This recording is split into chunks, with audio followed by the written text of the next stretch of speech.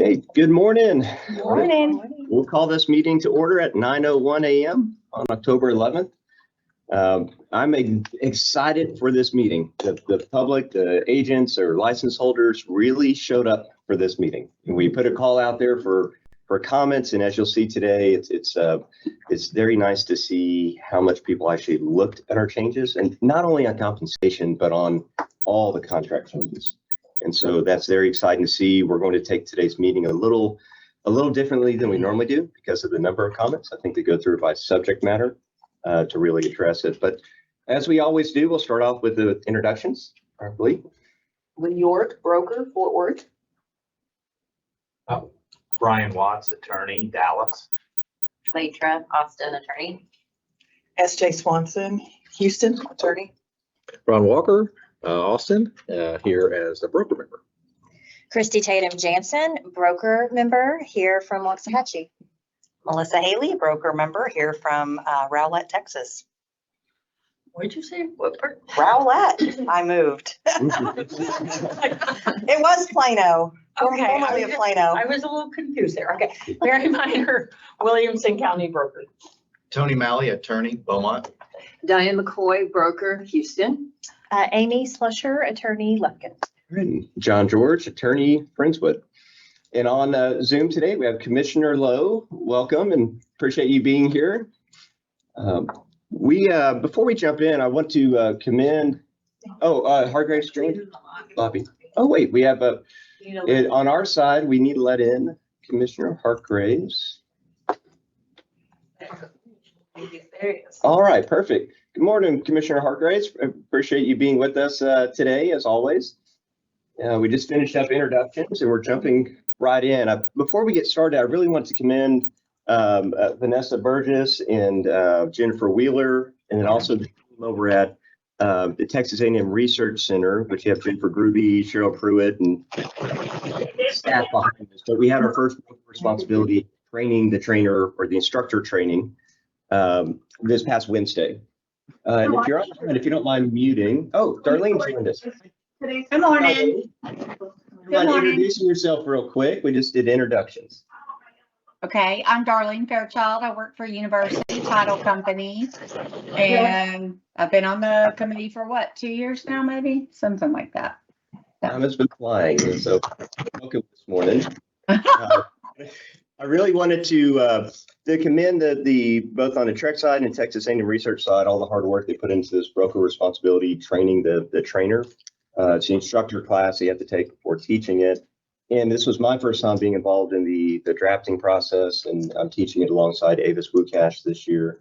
But it's amazing the amount of work they put in. And on top of helping everything on our committee and working with Vanessa on this, it is a lot of work. And the final product they came up with this year is really good. So I highly recommend if you want to teach the class, make sure you sign up for one of the classes coming up there. And also go back to our materials today there's a lot of comments on there. I think we pushed it out last time, and as I've been teaching classes, I've seen a lot of engagement coming out, more than I've ever seen in the past. So it's very refreshing, and thank you everybody for being online today and sending those in. We'll go to the second item of business, which is public comment on non-agenda items. I didn't introduce our guest over here. We have Candy Cook and Kirsten Crawford. Thank you for being here today. I don't know if we had any comment cards in. Okay, and nobody online. So we'll go forward to agenda item number 3. This is the update on the Special Purpose Sunset Advisory Commission review. And if you look in the materials, it's under agenda item number 3, starting on page 2 of the materials. There's a report that the Sunset Advisory Commission submitted. And this is a good report for several different things. One of which it outlines what the actual special purpose review was to begin with.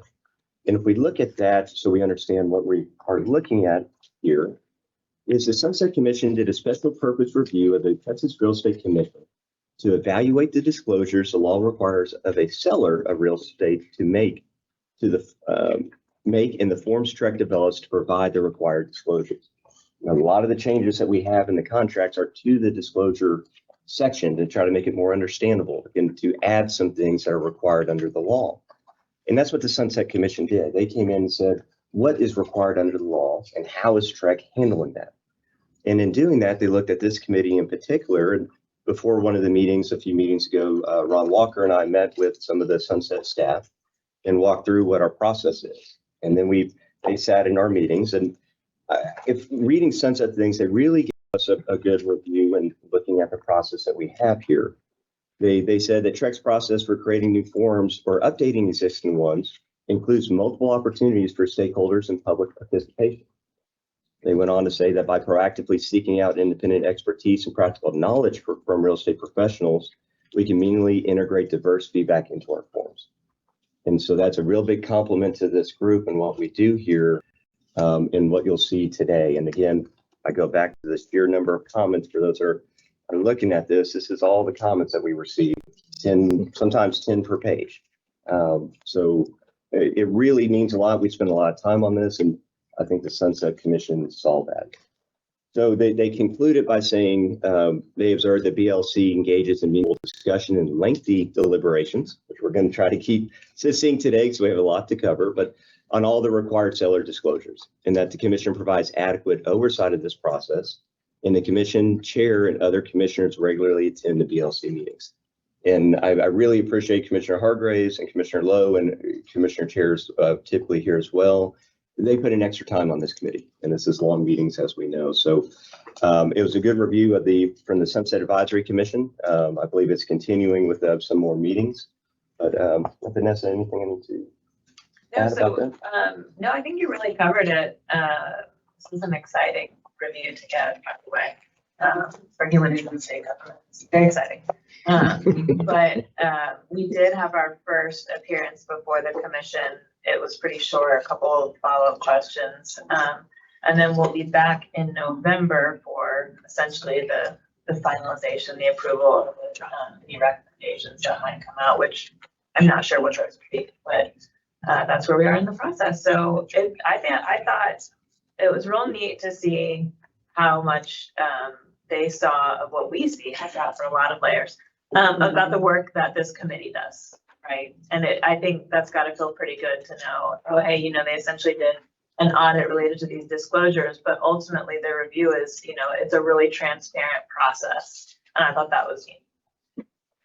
And they highlighted too the commissioners' involvement in this committee. And Esther, thank you for reminding me of this. We normally don't have the commissioners introduce themselves here, but I think some people may attend this meeting that don't. Commissioner Lowe, Commissioner Hargraves, would you like to introduce yourself? Provide a little background to those that may just watch this committee and not the commission. And Scott Kesner may have joined us as well. We see the Scott up there, but. If you had the opportunity to and you would like to introduce yourselves, feel free to jump in so our members can or our people that watch our committee can understand your backgrounds as well. So if we go to the next, a report by the BLC working groups. And I'm looking at these materials. I thought today, as I previewed earlier, is that we can take this by subject matter. I think most of the comments we received, or a majority of them, are going to be on the compensation issue. We have a compensation working group that I don't believe met in between the last two meetings. We had a lot of feedback. The working group provided a lot of suggestions that we discussed at length last time. When I presented the materials at the commission meeting, from results of our last meeting, I think it was well received on how we looked at this and how broadly we looked at this. And during that presentation, I indicated it was a first step. Right. And I would say personally, my opinion on a lot of things has changed since our last meeting. I think what we did was a great first step. But you'll see as we get into discussion today, I've had a lot of alternative thoughts in the meantime, seeing how it's worked in practice. The one highlight for everybody listening is TREC is not Texas Realtors. And I think that's one common theme in a lot of the comments is Texas Realtors by necessity had to come out with forms very quickly. And they have had to revise those forms very quickly to address the actual practice of their members that use those forms. We at TREC here, we have the deadlines, we have waiting periods, we have these governmental restrictions that require us to take action more slowly. And that's a hindrance in some cases and a huge benefit in others. And in this particular case, I think it's a huge benefit because it gives us the ability, the requirement to step back. In looking at this and getting the feedback, seeing how the practice has developed, I think that's a huge help in this particular case. When we go through these forms, know if you, as a practicing license holder, if you're also a member of NAR and Texas Realtors and are a realtor, the forms that you hear, the 2401, the 2402, the 2406, or if your brain goes to the actual titles, to the broker to broker compensation agreement, the broker or the seller to broker compensation, or the addendum regarding fees that Texas Realtors puts out, those are not TREC forms. Those are forms that are done by Texas Realtors. And Texas Realtors is a trade association that's not governmental.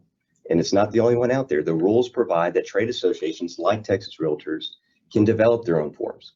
And they operate to the extent they fit within the rules. They can operate like a TREC form where license holders can use them. And specifically their members. So if you're a member of Texas Realtors or NAR, you're a realtor, right? And so realtors can use those forms, but they're not available for use by general license holders. On the TREC side, we're on the governmental agency side. Our forms are available for use by the general public. They're available for use by all license holders, whether they're realtors or not. And with that, again, comes the time period that goes, and you'll see Texas Realtors modifying their forms as needed, and sometimes very quickly. And there's a lot of comments in here saying, we want this attached to the contract. We want this language. And I think it's instructive. It's very instructive on how those are being used, how it's been interpreted. I've had discussions with Texas Realtors attorneys about the impact of our paragraph 12 suggested changes that those go through on how that impacts their forms. But their forms aren't driving what we do here. I think they're instructive, but they're not driving what we do. And so we're independent in how we look at this, how we're pushing this out. And Texas Realtors, fortunately, has been working with us to the extent of they gave us feedback. And they acknowledge that if we change our forms, their forms might have to change again. And I feel they're taking a lot of heat because they had to come out with forms quickly. And they did as good of a job as they can. They have a lot going on right now. I think they did as good a job as they can, but they recognize our changes will impact their forms. But I want to make clear that what we do is not being driven by Texas Realtors. Our focus is the consumer. Our focus is minimizing controversy and making efficient transactions. And we always have to go back to our statutory directive. And so if we keep that in mind as we go through today, on the compensation issue, and I think we take that up first because that's one of the biggest things. This is now we're going to.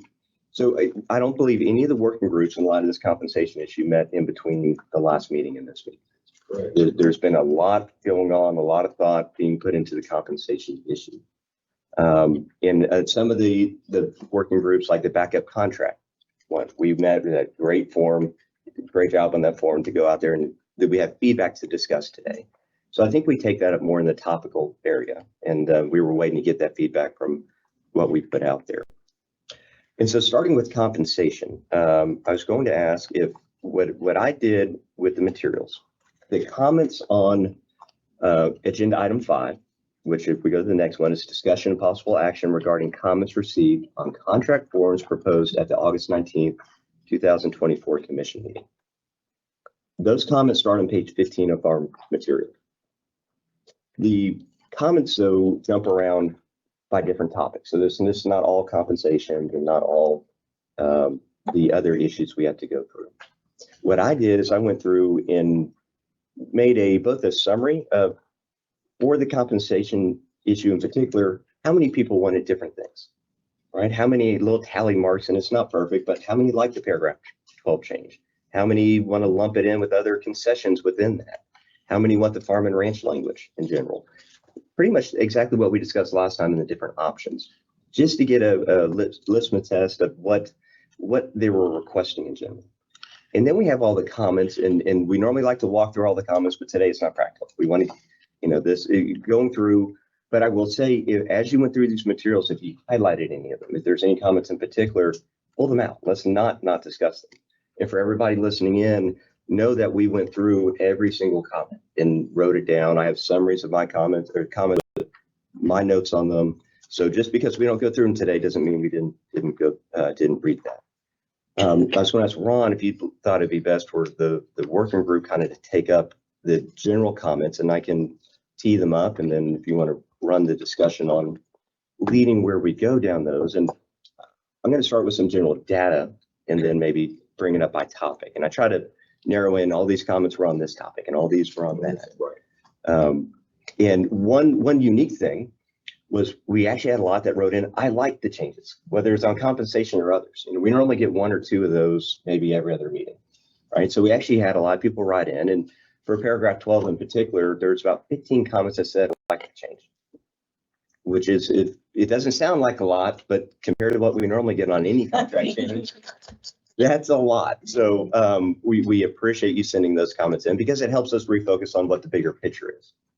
There are a few comments that want changes. They like it, but they want changes to that language. And there's quite a few that say it's confusing and suggest different ways to make it more easily understood. There's a few comments. There's a red line issue that was in the proposed language to paragraph 12 that was fixed. It's a red line issue in the initial drafts that went out for the public to see. And so there's 2, 3, 4, 5 of those that it was because of the red line issue, not because of the language itself. So I'm putting those in its own little bucket because unfortunately there was that mistake in there. There are about 6 that still want another whole addendum. And I'd say probably a few more than that if you look at those that were wanting a Texas Realtors addendum to be attached to the contract. So there still is some that believe a fully separate addendum with varying different degrees of information should be in there. There are actually 3 new ideas. I don't think that we've necessarily discussed before.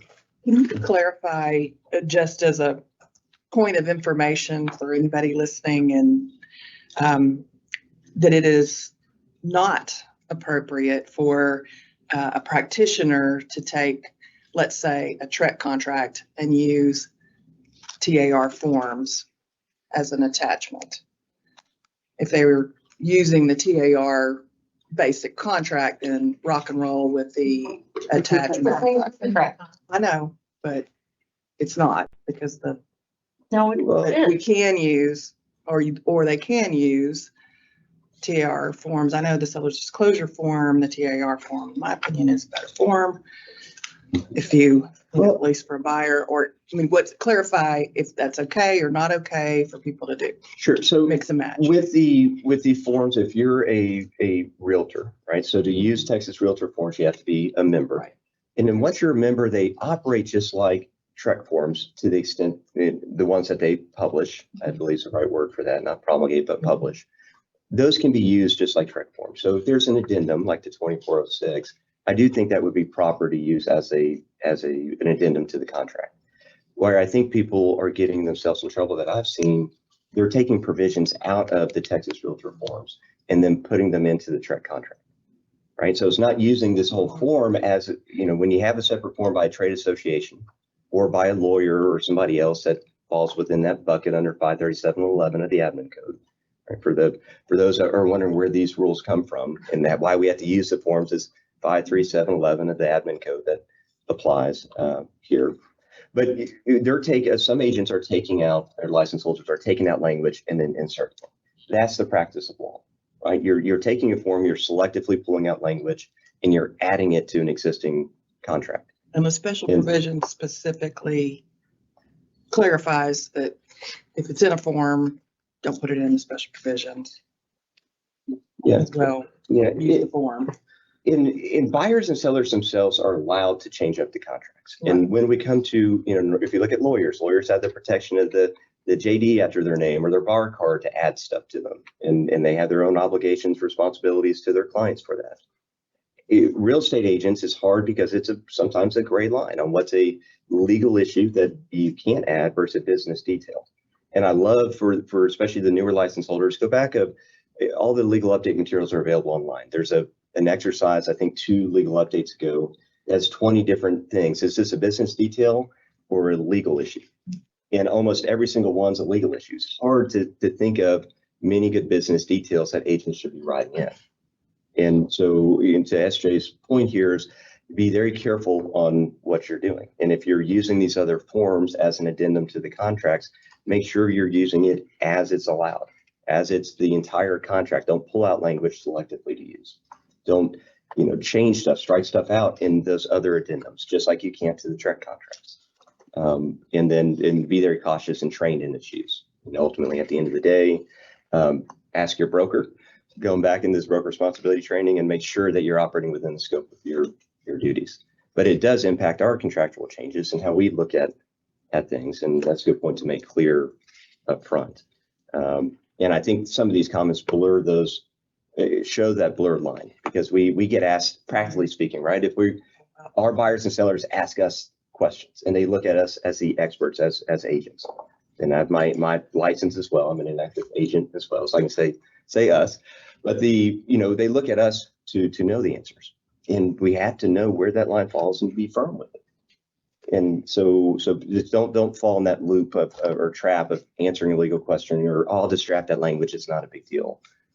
I don't know if everybody knows, but and I know all the brokers in here know the whole rule that happened with a large international company, that they are not paying brokers whatsoever, and they are not accepting money from brokers.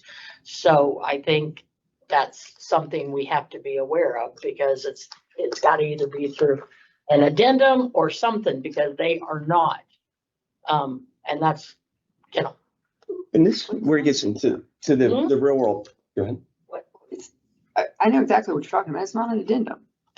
It's not an addendum. Well, I think we're off topic, but if they want the seller to contribute, the buyer's asking, and it's in the contract between the buyer and seller. And I think what we're challenged with today, and the circle is back to get to the forms, is the real world practice is changing there as fast as it ever has, I think, on the contractual side.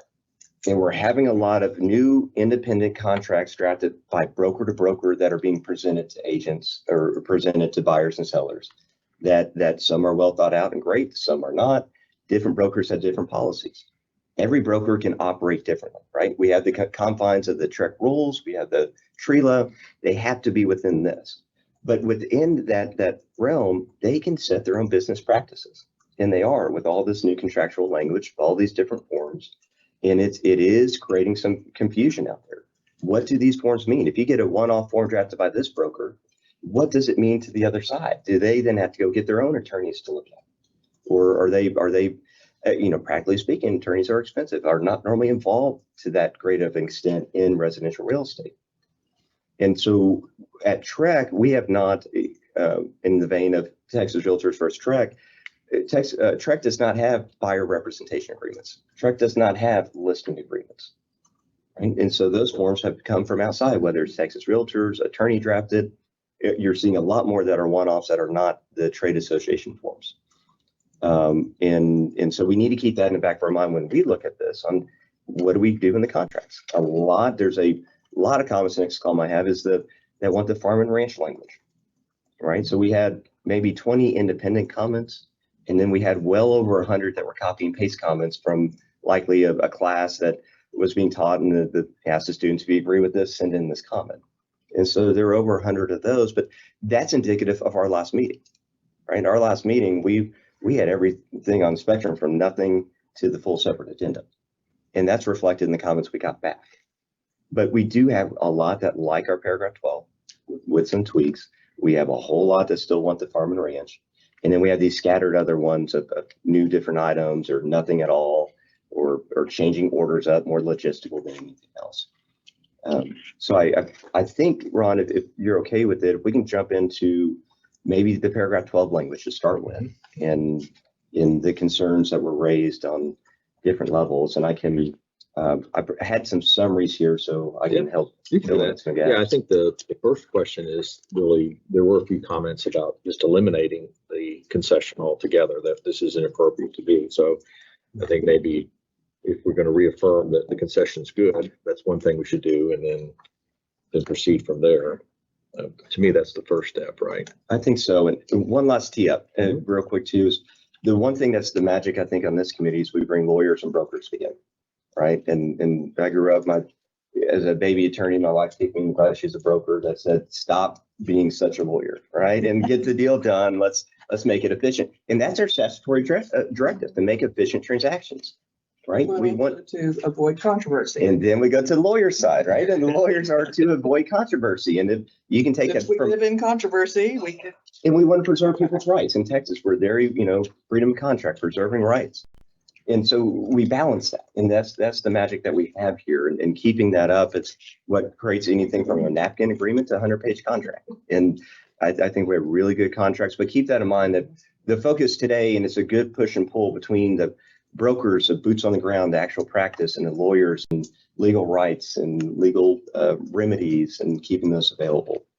John, should we comment today for the record and for those listening, what is the goal today and what is the next step regarding submission to the committee? Yes, thank you for reminding me on that. So what we have, because of that snail's pace, sometimes we have to take, or not sometimes, we're bound to take by Texas rules, is when we make changes to the contract, it goes up to the commission to review. And the commission can either say, this looks good, or no, here's some comments, and send it back to us. What happened when we sent up the contractual changes, everybody saw in our materials, is Trex said, these look good to go for public comment. And when it goes for public comment, that's when we receive all these comments from license holders, buyers and sellers, and anybody that wants to comment. We then meet like we're meeting today. If we do not make any substantive changes, and the big thing here is whether it's a substantive change or not. If we don't make any substantive changes, it can go back before the commission at their November 4th meeting. And if they can then pass it for use by agents, right? And it's passed by rule. All these contracts are rules basically. And so they're following the rulemaking process and can vote then. And then if they vote up, because of the logistical requirements and putting it in the right databases and formatting and getting it correct, we're guessing it probably is around the beginning of the year be in agents' hands to actually use. If we make substantive changes today to anything, it would have to go back out for republication. So when it goes at the November 4th meeting, it won't be to vote to approve for use. It'd be vote to approve the substantive change to go back out for recomment. And if we do that, it won't be until well into next year before any contractual changes happen. And that's why it's really important to remember, we know this is a first step. We know this is not necessarily the end. And it might be, very well might be. But in looking at it from that vein, the need to have something in a tool in the license holder's hands and in the buyers and sellers' hands to address this compensation issue is very important.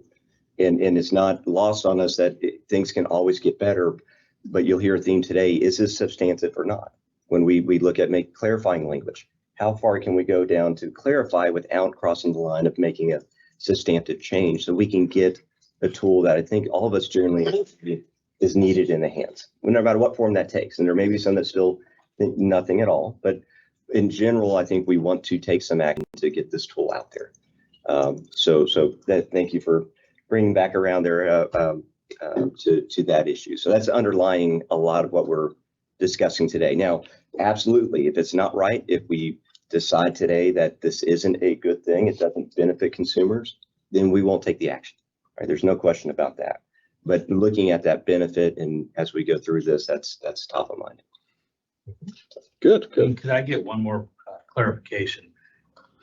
Depending on the form, I think some of the language in paragraph 12 isn't correct as to what we agreed to in the draft. If you look at page 95, that is correct. 12A1C. But page 8 is compared to 12A1C, page 95 is page 108. They are different. Yeah. They are different. I think 108 is wrong. I think page 95. I believe it's the only one that is. Is that the only one? Well, let's see. Yes. No, page 119 is wrong. And this is one issue that there's a lot of comments on exactly how that's phrased in there. And so when we come up with the ultimate answer today, whether we tweak or not, we'll definitely make sure we use the one that we approved as the base for the discussion. And then we can look at these other forms together with I think we agreed tonight. did. So for instance, the unimproved property contract, that is the correct language. I'm not exactly sure why there's a difference there, because this is the issue that John was talking about, where there was an incorrect version and we corrected those all. So I'm not sure why materials are showing up differently. That may explain a lot of the comment. Will that affect the comments though? It Yeah. does. Yeah, because they're all looking at the 1 to 4, which is not what we agreed on. Right, right. That's, I think, why the statement of confusion, because it was. That was fixed. So I'm not sure what happened. So, as, Short window for that being incorrect. Yeah. So. And so let me just Oh, say, so it was fixed If you- out for comments. if you, Yeah. okay, so if you look at Before page, comments. so 108, just disregard. Yeah, just disregard it. I don't know if we just had some issues with getting there was a wrong version that was posted. So it seems like this is still the incorrect version material, but the one that was posted after we realized there was an issue, that was corrected. So there was a short window where you had comments talking about this, but it was a very short window. The majority of your comments are. Maybe we have to look at it a little bit deeper just on and there's a column we normally don't have in our materials that say staff notes on the far right. And that's where it's indicated if the comment was received prior to it being fixed online. Yeah, but those comments could still be, because, people could print it out. yeah, they look at it and then it's much later before because quite frankly, that's how I would have done it. Right? Absolutely, yeah. And I think we look at that vein of all these comments. And if anything, I think it made them think about it even more. Hey, this is confusing. Let me write in what I think. Because we had several different suggestions on changes and how to make it more simple. But we acknowledge that going in that people may have been looking at whether it's license holders, buyers, sellers, at an incorrect version.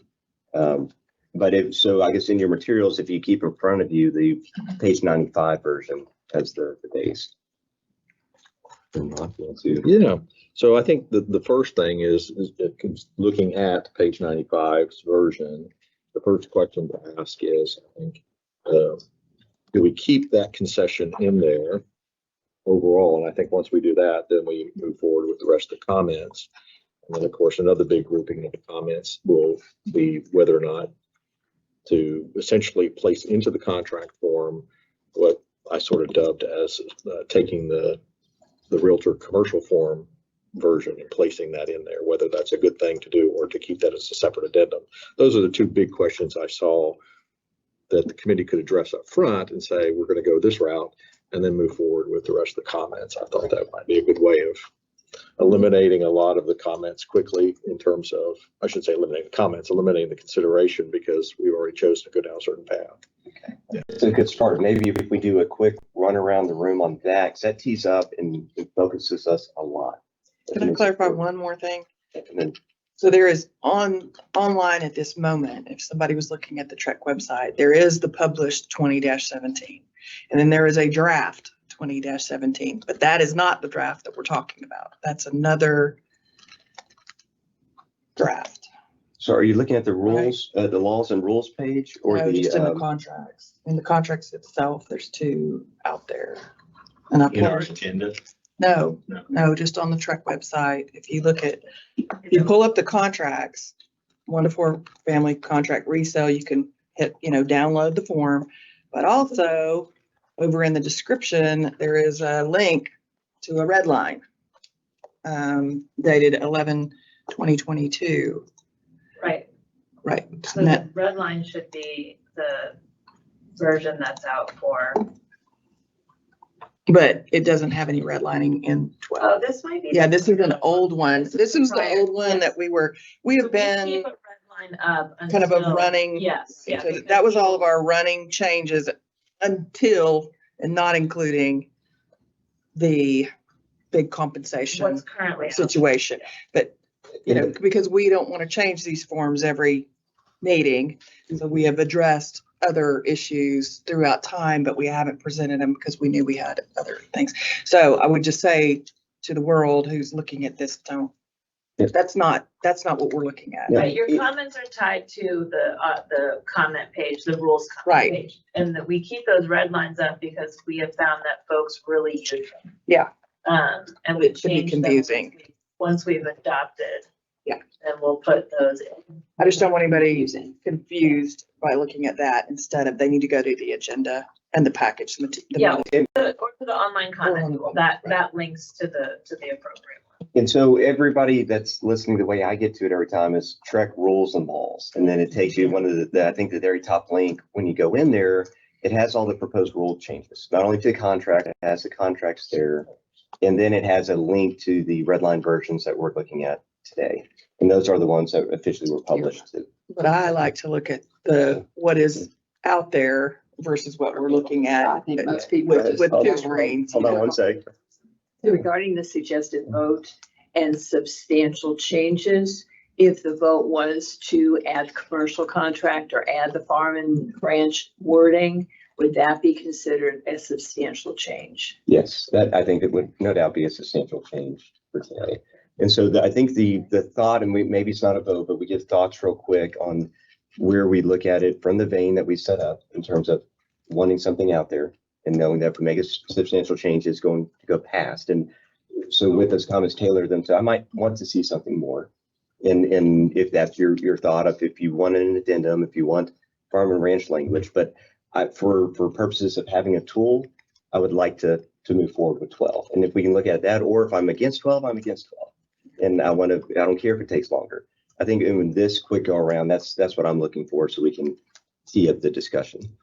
And not to be too picky in a lawyer, but I'm going to be, the word substantial and the word substantive are different, and they mean different things. And our word is substantive or substantive, however you want to pronounce it. Both are correct, but that's the test. Yeah, good legal versus practical. This is a perfect example of it. So it's substantive changes, right? Which a lot of us think of as that substantial. It's something more than just moving words around. It's something more than, of changing something that really doesn't change the impact of what the language is. And so when we look at substantive, that's what we're talking about. But you want to take us off? Yeah, I would actually. I was going to say I would offer to do that. I am in favor of pursuing what we have, so we can get something out there. I do feel like a lot of the comments on the concessions seem to me to be, some confusion about how that's going to work. And some of that is stuff that can be handled, that once they're out there, there can be training and everybody can, I think it'll become more clear as people become more familiar with it. So I understand a lot of concerns in the comments about the confusion of it, or, well, it feels like we're doing, two things in different places or whatever. And I think once people understand what we're trying to do and understand how to use it, I think it'll work better. And so I'm in favor of keeping the concessions in. And if we need to tweak any language, that's great. But I think I'd rather see it go forward so we can get something out there. Okay.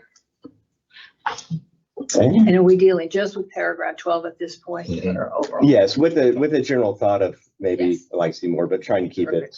I'm in favor of keeping the wording in paragraph 12 as we see it now. And I think that the conversation in the comments about confusion has to do with looking at the 1 to 4 family that had errors, because it was repetitive and it led to confusion. If we're just looking at page 95 as an example, I think it's clear.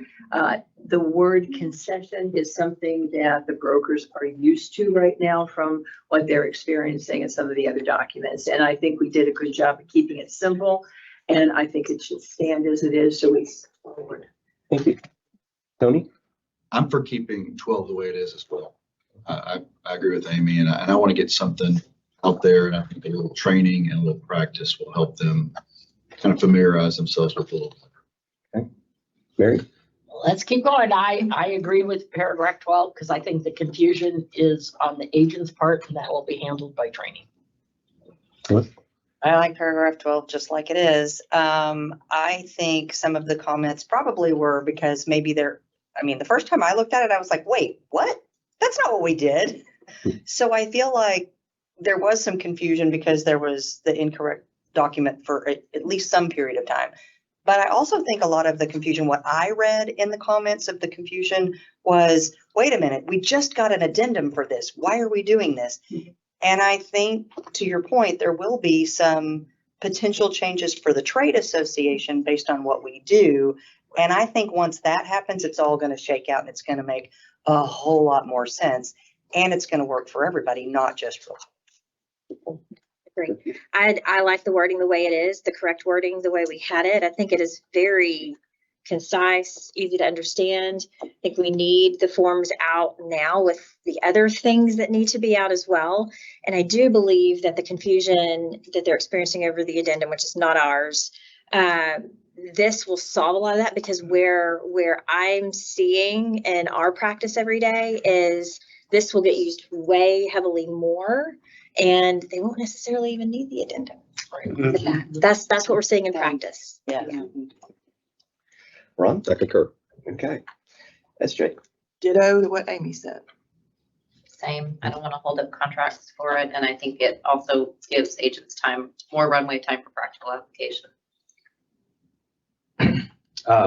Keep 12 as it is right now, but I still feel that we have to have a goal of having something simple and concise, easy to understand for buyers, so that they will understand who is paying the commission for their broker, because that is a material part of their economic transaction.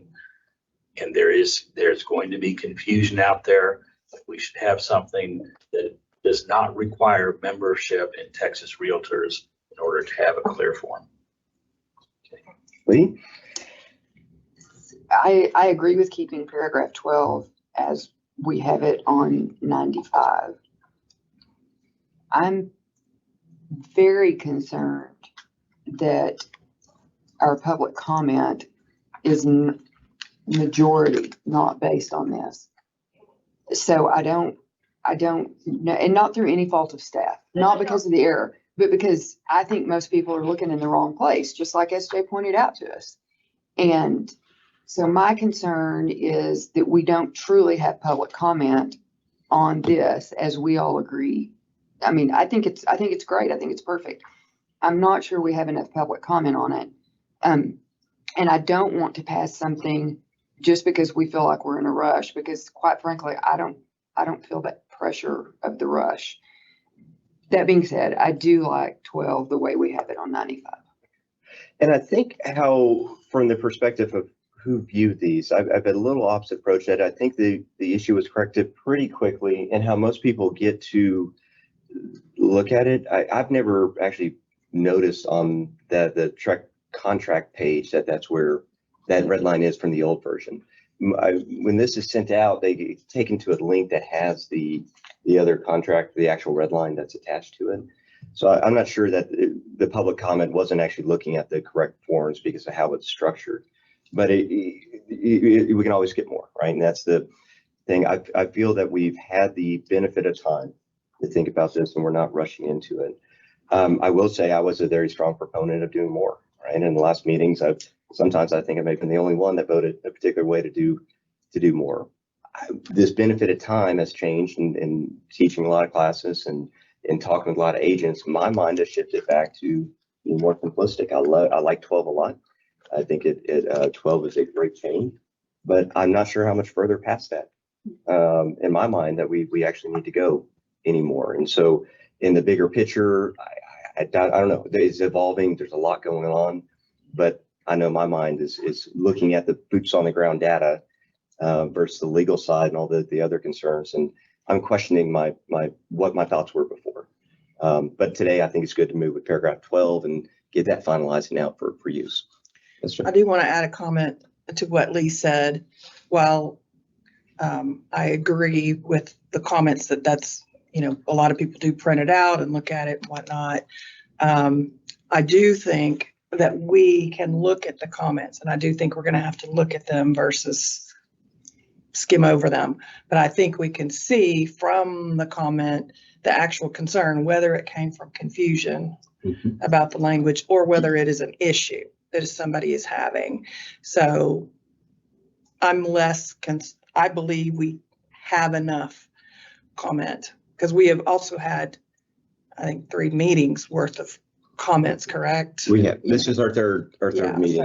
so there's been lots of time to make comments, so I'm less concerned about that. I think we have plenty of comments. I think, but just today, we may have to look at And what, the comments. and what I did in the background as we go through the discussion and as Ron's leading it, I can insert some of the stuff. So I pulled in what page the comment came from. If there was a suggested change to the language, I put in quotes what they suggested. And then I summarized the concerns and try to lump them together as well. So to the extent there's any gaps in our discussion, then I can help redirect us to particular comments that may apply. Well, so you got unanimous on keeping 12. Like what's next? So I think we move forward now with what we do with 12. And I'm just gonna add something. So, to that point, so as you mentioned, so the incorrect version was posted online for a couple of days. But we did reach back out to those that had commented on the incorrect version. And so the comments that you see have, there are still that says, okay, so, I at least know from those for sure, that we're commenting. And I would bolster this a little bit. If you look at the text, and I don't want to step on Vanessa's toes here, but if you look at the text, to me, it's a non-substantive correction from 95 to 108. I think the confusion is because you had a double issue dealing with brokerage fees in both of those provisions. Yes, and I will say what was submitted to the register, which is what actually noted for Kirby's proposal was what you see on that side. So what ended up happening is I think for the materials, it got pulled from the wrong folder. Right. So what was presented to the commission, what was, and then what was sent to the register was the correct version. And what we've linked to in our articles, what's been on the website, it was the correct. I mean, you're right, you may have caught some people who printed it, but it was really like a 2-day and we reached back out. So I feel confident in the comments that you have received and, we missed it. We made a mistake in those 2 days. We got it corrected. But, unfortunately it's in your materials. So. Yes, we caught it. And SJ, remind me, I didn't introduce those behind me. So if you want to quick introductions back here. The ones who made a mistake. I got a note. No, that's no. No. I'm Kelsey Vanderbilt, Associate Counsel, Texas Realtor. She had nothing to do with it. She didn't catch it.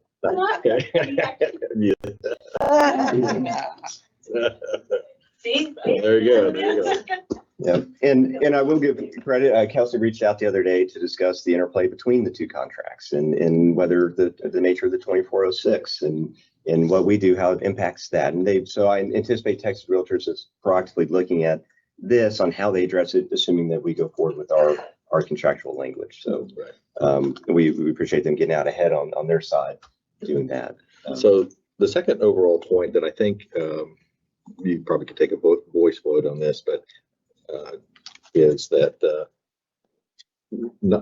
to whether include or not to include into paragraph 12 or another paragraph in the contract forms, which would delay the adoption of the forms. Something similar to what we see in the TAR commercial forms, because there's some comments that essentially state that particular suggestion. So I'll just say that I don't think that's a good idea. I'd rather see, if we go that route, that be put on an addendum and address that through a drafting process that way. Can you highlight what's in that for everybody's? Yeah, so essentially it's the farm and range maybe too at the same time. Right, and so it's essentially listing in the body of the form, of course, how the fees would be paid and by whom. And so it's listing the name of each broker, who they represent. Going into paragraph 12 or paragraph 8 probably would be the more appropriate one.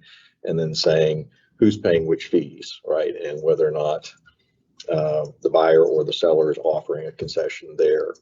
I'm assuming that's going to be a little more complicated and that we don't want to go down that route. But And also signed by the brokers. right, so there would have to be some acknowledgement that the brokers are agreeing to that as well. So for that purpose, I think it's. And I'll tee up just for completeness. I think this will be a quick point and we'll move on if I anticipate it correctly. There's issues that were raised in confidentiality of over disclosing, of getting the business practices out there, of the the law Trek is not party to the lawsuit, right? We're not part of it, but the concerns that are raised from there on, well, is antitrust brokers getting together. And if you're putting all the information out there for everybody to see what the fees are you, as a byproduct, facilitating that, right? Of now it's an open discussion in the contract itself. And so you got anything from confidentiality to the lawsuit concerns that are raised by that. The other side is this provides absolute clarity. The buyers and sellers need to know these things. And some argue they don't need to know what the other side's paying, but it gets everything out there. It's disclosure to be down to a T. It helps title companies. Title companies that are wondering, because in the contracts right now, there's an informational only box on page 10 for all contracts but farm and ranch that say, here's how much it's going from one broker to the other. But it doesn't disclose what the listing broker is getting paid. And so title companies are saying that would be helpful to us. And there's comments in here about that. So with that vein, it can be either in the contract or a separate addendum. Or not at all. So but not putting it in the contract for right now. I think that's for today's meeting. Yeah. And so if we go around, does anybody, oh, sorry. Well, it may be the answer to the question you're going to ask. I think, I know this is going to be unpopular. Let me just go ahead and put that out there. But I don't think, other than what we've done in paragraph 12, I don't think there should be any reference to compensation anywhere in the contract or after the signature line. I think we're on that page where we, say who the brokers are. I think that's perfectly fine. But after that, where we address co-broking, compensation, that needs to go. And it probably needs to go on every contract. I think as long as anything about compensation is anywhere near these contracts, we're asking the Department of Justice to come have some fun with us.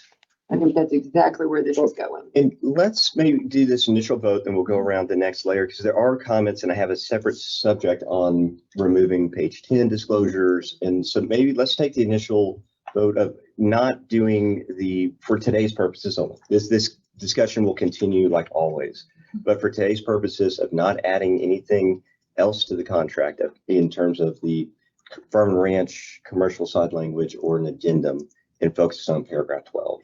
Does anybody oppose that for today and want to have that as a focus, I guess, of this meeting beyond just paragraph 12? I think we need to discuss removing that stuff. Yeah, I'm saying that will be discussed removing, adding the farm and ranch or commercial language today. Yeah, I don't. For today only today. And just know, everything's always on the table, right? So we're never. Your question's like the next. Yes. Okay. Yeah, that's and so, okay, so for today's purposes, we're going to focus on paragraph 12. And then so we can pass form through. Correct. We not only have compensation, but we have all these other issues. We pushed forward a lot of changes that we've held on for a long time. And so I really want to be able to get to everything and give it all justice by doing that. Just a historical note, sometime in the last 11 years, because I know Lee and I and Amy were on the committee when it happened, but we used to have all of those signatories of the brokers on the main contracts, and we took them out of everything except farm and ranch, because the farm and ranch practitioners said, please leave them in there, because sometimes that's the only agreement we have. So we have, as a commission committee, taken them out. So putting them back, I think, would be a huge hurdle. Just historical note. And I'll also make a note to go on to that. If you will recall, at one point we did to take out the disclosure concerning what the listing broker was going to pay the other broker. And there were torches and pitchforks. That's about 2020, I think, right when that happened. And everyone's like, how are we going to know what the commission amount is? And it proved the point of it never should have been The there. title anyways. people were having a fit. All right. And so We're not adding for today, we're not adding additional language. We're not going to, we're going to look at paragraph 12, and there's suggestions on how to change out paragraph 12 in the language. Let's not subtract it today. That's the next vote. Well, I think we go, I think we get there because there's a lot of comments on that, and I see that as a separate issue from paragraph 12, right? So, and specifically the disclosure at the end, because we did make changes there that are independent of the 12. So looking at 12, there's Well, I don't want to go too far. since we're close on that issue, did you want to address the farm and ranch question or defer that till later? So I had already lumped it in my head, but we can be clear on that. So the farm and ranch, there's a lot of comments on the farm and ranch language that operates a lot like the commercial contract. And so I think in the same vein, we continue to look at that because there is a lot of people that want it. Not only in the copy and paste comment. No, I'm sorry. I was going with Lee's comment of removing it. Oh, removing it from the farm. So- I just, to be clear, I think any reference to compensation other than the seller contributing to that buyer's expense, I think any other reference to compensation needs to come out. I don't think we should touch it. I agree. So for structure, we've decided we're not adding anything, and now the discussion is on, are we gonna remove anything? Yeah, let's maybe pocket that to the You wanna next. save that Yeah, I for want to later? take, because I want to get this accomplished and because I think if we stay focused on that and then I don't want to shortchange No, that. And so that maybe we I'm can do. I'm just glad somebody's listening and you didn't just like completely skip over me. Yeah. No, so in that view, I think we look at that in like the page 10 together, right? Because that's a removal of something as opposed to. That's why I asked if you wanted to defer. Yeah, I think we defer that to Okay. after. John? Mhm. In regard to the conversation we're having right now, there was a comment that was made that really made me look at something a little differently, and I'd just like us to read and think about before we go into further conversation. 8B, brokers' fees. All obligations of the parties for payment of brokers' fees are contained in separate written agreements. It's been there forever. Separate written agreements, kind of going to what Lee is saying, which I do support. So I think we need to keep that in mind. Are we, by having other things in the body of the contract, really conflicting what has been in there for a very long time? And then lastly, and I'll shut up, the new suggestion we had added here was also raised, if we're saying in writing and adding that brokers' fees are negotiable, which we all know, but now we put it in there, is that raising the conversation for buyers and sellers at the offer that we shouldn't be doing? So just thoughts. And those can tie into this discussion with the language. I think that's a perfect place to tie this into the same bucket. And to expand on some of the comments to tee that up, the broker's fees are not set by law and negotiable. There's a few comments from different angles. Some are just frustrated by, don't suggest to buyers and sellers that they can negotiate that. All that should have already been established right up front. And so I don't want this suggestion there. And some say, well, it's not. And it's an incorrect statement even that they're at that point, they've already been negotiated. And so it's not even a correct statement. Not only just are you suggesting that they are, but it's not correct. And dare I say, that clause is as a result of a settlement in a lawsuit that is not It does not necessary for address purposes. And so it's a fair comment. Let's see what anybody thinks about that. I agree, Brian. That whole sentence is based off of the Texas Realtor settlement. No, an NAR settlement. Sorry, I'm Let's just sorry. get Thank you. Wait. The Realtor World settlement lawsuit, that's what that stems from, on making sure we say I think- it's not anti-competitive, it's negotiable. So I'm sorry, go ahead. No. There are disclosures that are given that are mandated by other laws or other matters that pop in. So my question is that if this assists a great number of brokers in resolving that or that duty to provide this notice, then why not put it in? It's a That true notice statement. is in the listing and rep agreements, I'm correct? okay with it in, I just agree with Brian, that's where it came from. It So is the a brokers- true. the brokers are- Okay, it doesn't hurt Brokers are anything. obligated, are they not, to settle it? And listing Hold on one second. and Maybe they haven't, they're already maybe they haven't. signed. So let Or let me ask someone who knows more, maybe Brittany, are the brokers required to provide this notice some in writing somehow or another to? Yeah. Okay, Yeah. so, Yeah. okay, so we're gonna have in some situations, brokers who don't have a buyer rep agreement or whatever the case may be, farm and ranch as an example. How is that notice gonna get? And if it helps them comply with that requirement, why not?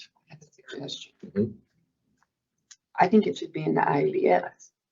The IABS should say, Because it already says, Oh, in the beginning. it says Yeah, you that's right. should, and I don't remember the exact words, but towards the end, it says you should have your broker sign an agreement with you.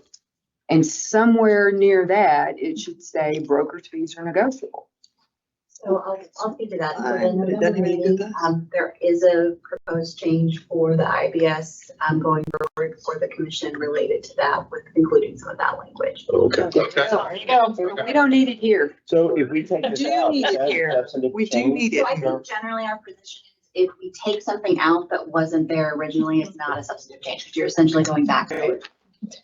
We're ignoring, in this, we don't need it mandate, that sometimes there are people who are not represented on one side or the other, and they may be considering paying or getting fees, paying fees, or maybe they're bringing in a broker right now, and this is the first thing. It's all happening at one time. We've got the public to worry about here. Not everybody is going to be a party to this settlement. I mean, I'm just constantly, it's like 1 minute after the next, people are exiting from the settlement. Well, the IBS so- bill will have to be provided in that case. Yeah, That's the first sure. substantive one. And so Oh, if it's that's included in awesome. there, then that will be inserted before they can even sign it. Absolutely, but So that it's doesn't- still more than they ever have. well, great, but I think in this contract, we put it in for a reason. I think it should stay. So let's go around the room. Any alternative thoughts before we take a vote on taking that out of there? I think we talked it through quite a bit. Okay, so all in favor of taking out the language in paragraph 8B regarding that we added broker's fees are not set by law and are negotiable. If you are in favor of taking it out, raise your hand. Okay. All against? Come on, raise your hand. Yeah, I didn't see. I didn't see. I wasn't looking at the screen. Are you in favor of taking that language out? Darlene, favor? Okay. Commissioner Lowe, do you have a comment or you're in favor? Okay. Is Darlene with? Doesn't get to. Yes. Okay. All right. So we will remove that from the. Can I make one other suggestion? We'll change all the numbers. Sure. again. No, this is, you might like.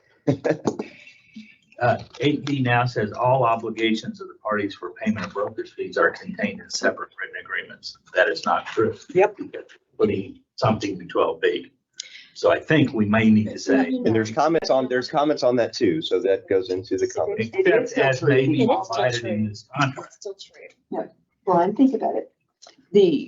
What it says is they're in separate written agreements. So the agreement with the buyer to pay their and the seller to pay theirs, those are in separate written agreements. What we did in 12 is between the buyer and seller. Right. The Yeah. seller is going to put money towards the So that, buyer's you're saying expense. 12 is not an agreement to pay.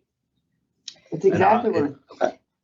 I think I share your concern, Brian, and I think some of the comments share that as well. So I think it's, in my mind, maybe not as black and white as we would want it to be, but I'm not sure how to change it, right? On what to do. If I were, It is black and white. if I were Education. interpreting the contract, I'd take the specific in 12 over the general. So it's probably okay, but I think it's not a truly correct statement in 8B. I Barry? disagree. 12 may not be the entire agreement. They might be just asking, Can't be the entire well, agreement. but what I'm saying, they might be just getting a partial, you know what I'm saying? It's all negotiable between the buyer and the seller, so. So it might It's reference not Melissa. all obligations of the parties for payment of brokerage fees. Melissa? It is. I am just curious because it says all obligations of the parties for payment of broker's fees are contained in separate written agreements. So obligations of the party of payment of broker fees for their broker? I mean, I don't know if there's some other clarification in there about that. And I wonder, because I'm not looking at it, is that in the farm and ranch? Because in the farm and ranch, we have the other thing. I just think that there's more that we have to think through. And in the farm and ranch, it says on the page where that agreement is, which is on page 10 of the contract. Right, where it says, don't sign this No, if you have stop, another one. stop. It says broker information and agreement for payment of broker's fees. So that is a separate written agreement. It is in the same package, but it But it's is an separate. agreement, Okay. stop, that Yeah. are between, that are only between the brokers and not between the parties actually on that. There's a ratification, but there's also an actual agreement. So again, I don't have any, there's not a. I suggest, Chrissy had her hand up here, and I'm going to suggest with this one that we put this on the table to look at for the next meeting. And so we can go through, because I don't think today it's been in there in the, like the farm and ranch context and the other ones. I don't think it's going to cause confusion, and we know it could be improved, but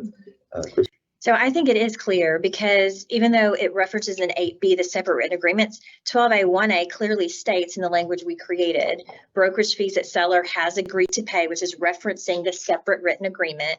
12A, 1B, once again, references applied to brokerage fees that buyer has agreed to pay. Right. It's just, once again, referencing buyer has agreed in a separate written agreement to pay these amounts. It's simply this amount is coming from the seller to go towards their prearranged agreement, which could be less or more. We don't know what's in their We don't buyer know rep what it is. agreement. It could be all of it. It could be less. Mhm. And so I think that is very clear and concise, in my opinion, around that.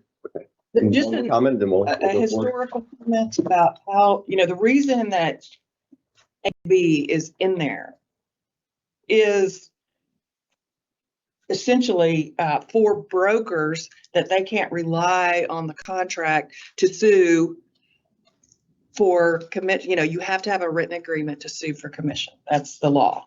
And this was inserted in here just to remind the brokers, hey, if you want to get your commission and there's a problem with getting paid and you need to sue on it, this is not your vehicle. Yeah. Other than, in the farm and ranch, there is an agreement embedded, but. Which ultimately helps consumers at the end by having agents and So, brokers not actually. It is good. It is a good idea that it's in writing. That is why that is said like that. I like the language we put into 12, which Christy added words into as she was reading it. It does not say in separate written agreements. It just says. No, I was agreed to meaning pay. it refers I know. back to. And it's a good idea. Here's a legal, advice to brokers. Get your agreements in writing if you want to enforce them. But we're not their mother, Yeah. That's right. I do want to bring up that point. That's a really good point because it is not the title companies, the real estate commission. None of the people that are wanting to see our buyer agreements and our listing agreements are responsible for monitoring compliance with the settlement. That's right. It is not the title company's job to police if the Realtor members are complying with the settlement. It just makes And it that is easier an for them issue that we are to see it. really having problems with in the marketplace, right? So we'll continue to look at that, come back at the next meeting with any thoughts or Vote. ideas. We vote We'll again. see if anybody goes through. Well, I don't think we need to vote if it's language staying the same, right? So Right. Well, taking, we've taken out the broker fees part. added. The blue. So if we go to 12 now, if you want to continue, that's a good tee up, I guess, to 12. There's some, I don't want to skip over the comments that suggested tweaks to the language. Adding language. And so Okay. now we're taking out the 8B. Now we're looking at what do we do with the language that we added? We agreed that we should keep it in. And there's several comments. Avis Wukesh actually wrote in that she likes this is in the supplement that she wrote, and it's kind of lost in the middle of all the copy and paste ones. So she wrote in concerned about paragraph 12 and the clarity of it. Please consider separating things you want it into a separate paragraph. And so it's one of the several comments we received along those lines of get separated. There was a lot of comments that said, I want to see the change in terms of the brokerage fees in subparagraph C instead of B. And that one surprised me really, because what we did, I think, was take it to make it a catch-all at the end. So we had specific catch-all, and that's why B moved to C, and one of the reasons at least. But there was quite a few comments saying, keep it as it is as B and then move it, the new one to C, because that's how my brain works. That's how a lot of other brains work that are out there. So I see that to the brokers. I mean, that was I can't tell you, there are probably a half dozen at least comments on that specific issue. Well, you have the word other in C, to other buyer's expenses. Right. So I think that dictated the order. And that's what we thought, and that's where my brain went to. Yeah. And with that being explained, and even in classes that I taught, explaining that, they still were like, no, we like it in B still. So that's why I teed up to the brokers here on how, is this just an education issue, which is where I fall. You know, education to go out there and how it works, as opposed to just being tired of all these changes that they're being faced with other forms. But it's worth a discussion, I think, because I don't think that would be a substantive change to move one above the other potentially. Not sure I'm I following have a with you, thought. talking about moving order. What's that? I'm not sure I'm following. what Okay, you said so about me. right now, when we added the broker fee section, so now we recent ourselves, we're in paragraph 12. Paragraph 12 deals with settlement expenses. In paragraph A is the expenses that are to be paid prior to closing. And A1, if we go down further, that we're talking about is expenses sellers agreeing to pay. And so under seller agreeing to pay, there's 3 different options now. There used to only be 2, right? There used to be this litany of release of liens and prepayment penalties, recording fees, all this other stuff. And then it had an amount to be applied to buyer's expenses. I think a loss in the understanding of that provision is buyer's expenses is a defined term, right? You see some of the comments we received today of, I can use it to pay a card note. I can use it to pay a credit card. And now you're making it to where I can't. Well, you never could do those 2 particular items. It was a defined expense, and that was sometimes on the next page. So I think it got lost. But that section about all these other buyer's expenses, and then you step other, that was in B. And so when we added the new broker fee ones for a specific broker fee concession or contribution, the comments are, you should have just put that as C, because I'm used to using B for all these other buyer's expenses. And I think it's confusing by moving that down, what used to be B in my mind and B in my client's mind, to C. Our justification is we had before was, well, C's really catch-alls for everything else. We have specific A, specific B, new B that has buyer agent compensation or buyer broker compensation contributions, and then the catch-all at the end. So I think it logically makes sense, and that's where I go down to this being educational. But it's something that's not just a minor comment. There's repetitive comments on it. I have a question for clarification. So if we did move it back, say we left it 12A1B like it's always been, and then we made 12A1C the language that you see here in B right now. If we do that, does that make it a substantive change?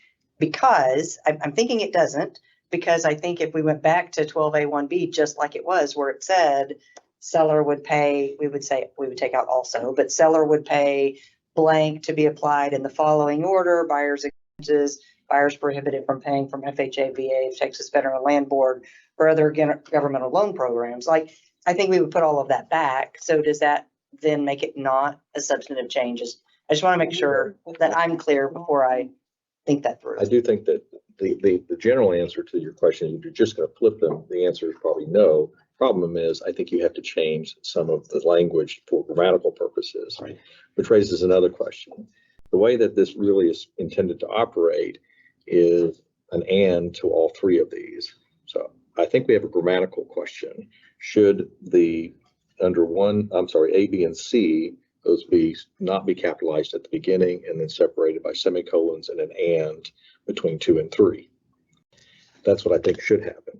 Yeah. And I think we started down that line. I agree with what you just said. And when we were drafting it, I think we had that vein that we went over to. We didn't take that next step. That it does appear necessary. The one other change that impacts what you're looking at is we did change the definition of buyer's expenses to then buyer expenses, specifically including brokerage fees. Right. We did that for both on the seller and the We did that buyer. on the seller. Because under 12A1A, we added it there as well for the seller side. And one thing, let me throw one other thing on the table there is the issue with the language of using the word other buyer's expenses. There's more than one comment there, probably a half dozen comments that said, well, is that duplicating? If you already have it as a buyer's expense, you include it in the definition of it, then are you now having two sections that address it? You have our new B, and then you have the old C. And I think they're skipping over our use of the word other, right? Other meaning anything but that. And some of the suggested changes, and I think even Texas Realtors had one on this in addition to others saying that could be improved to make, and they suggest language to use, but to have that clarity that B is truly just buyer's expenses related to their buyer broker compensation, where C is everything else. I'm first here. That's And great. I'm probably Brian. going to say what you're thinking. Relating back to what Brian had said earlier and specifically addressing Melissa, the proper way to draft is specific to general. And that is, I don't know that that's actually in our We need to get together guidebook, that but it still. should be. But that is a proper way to draft, and that even if it's not in our guidebook, that is the way that we have always operated.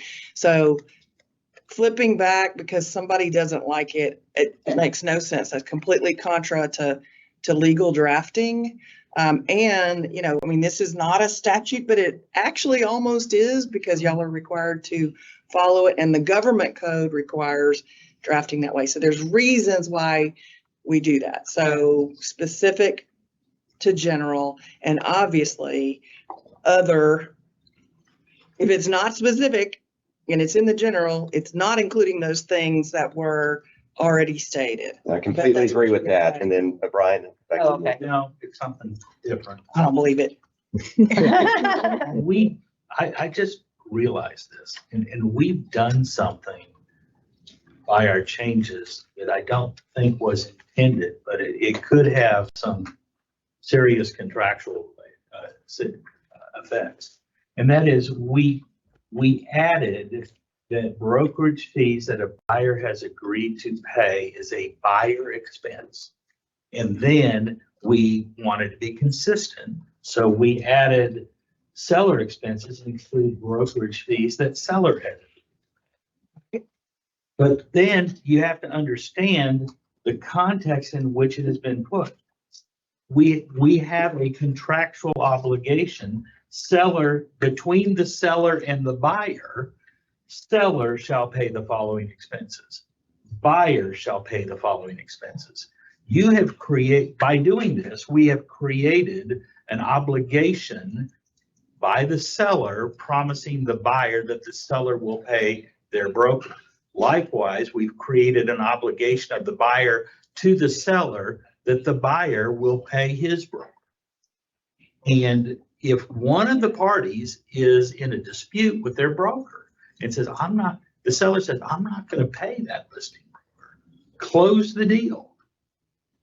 The buyer now has a right to say, no, you must pay the commission. And if you don't, you are in default.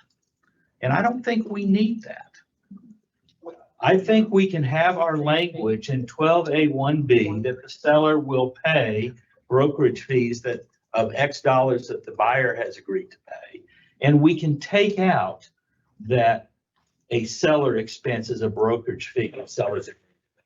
And likewise for buyer expenses, because by putting those in there, haven't we done exactly what Lee is warning about, that we don't want the payment of brokerage fees to be a part of this contract?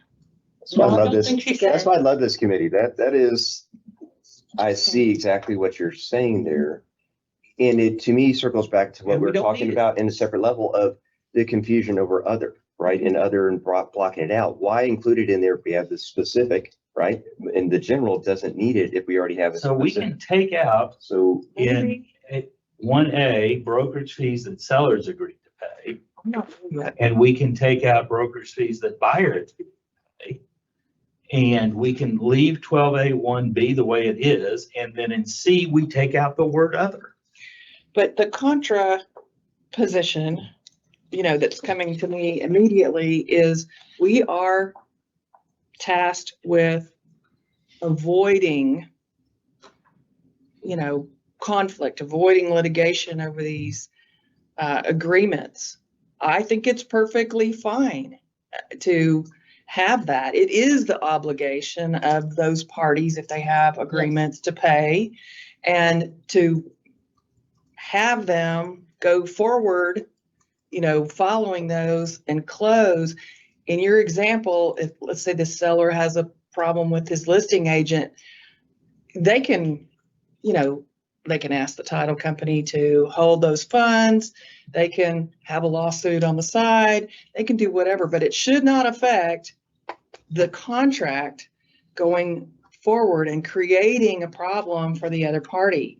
And I think the way we have it now, it does not create a problem. In fact, it may help smooth things towards closing. Does that get into the material versus non-material breach, right? The other side says, I didn't pay because I'm in a dispute. Does that then stop the performance of the other side if you're looking at it?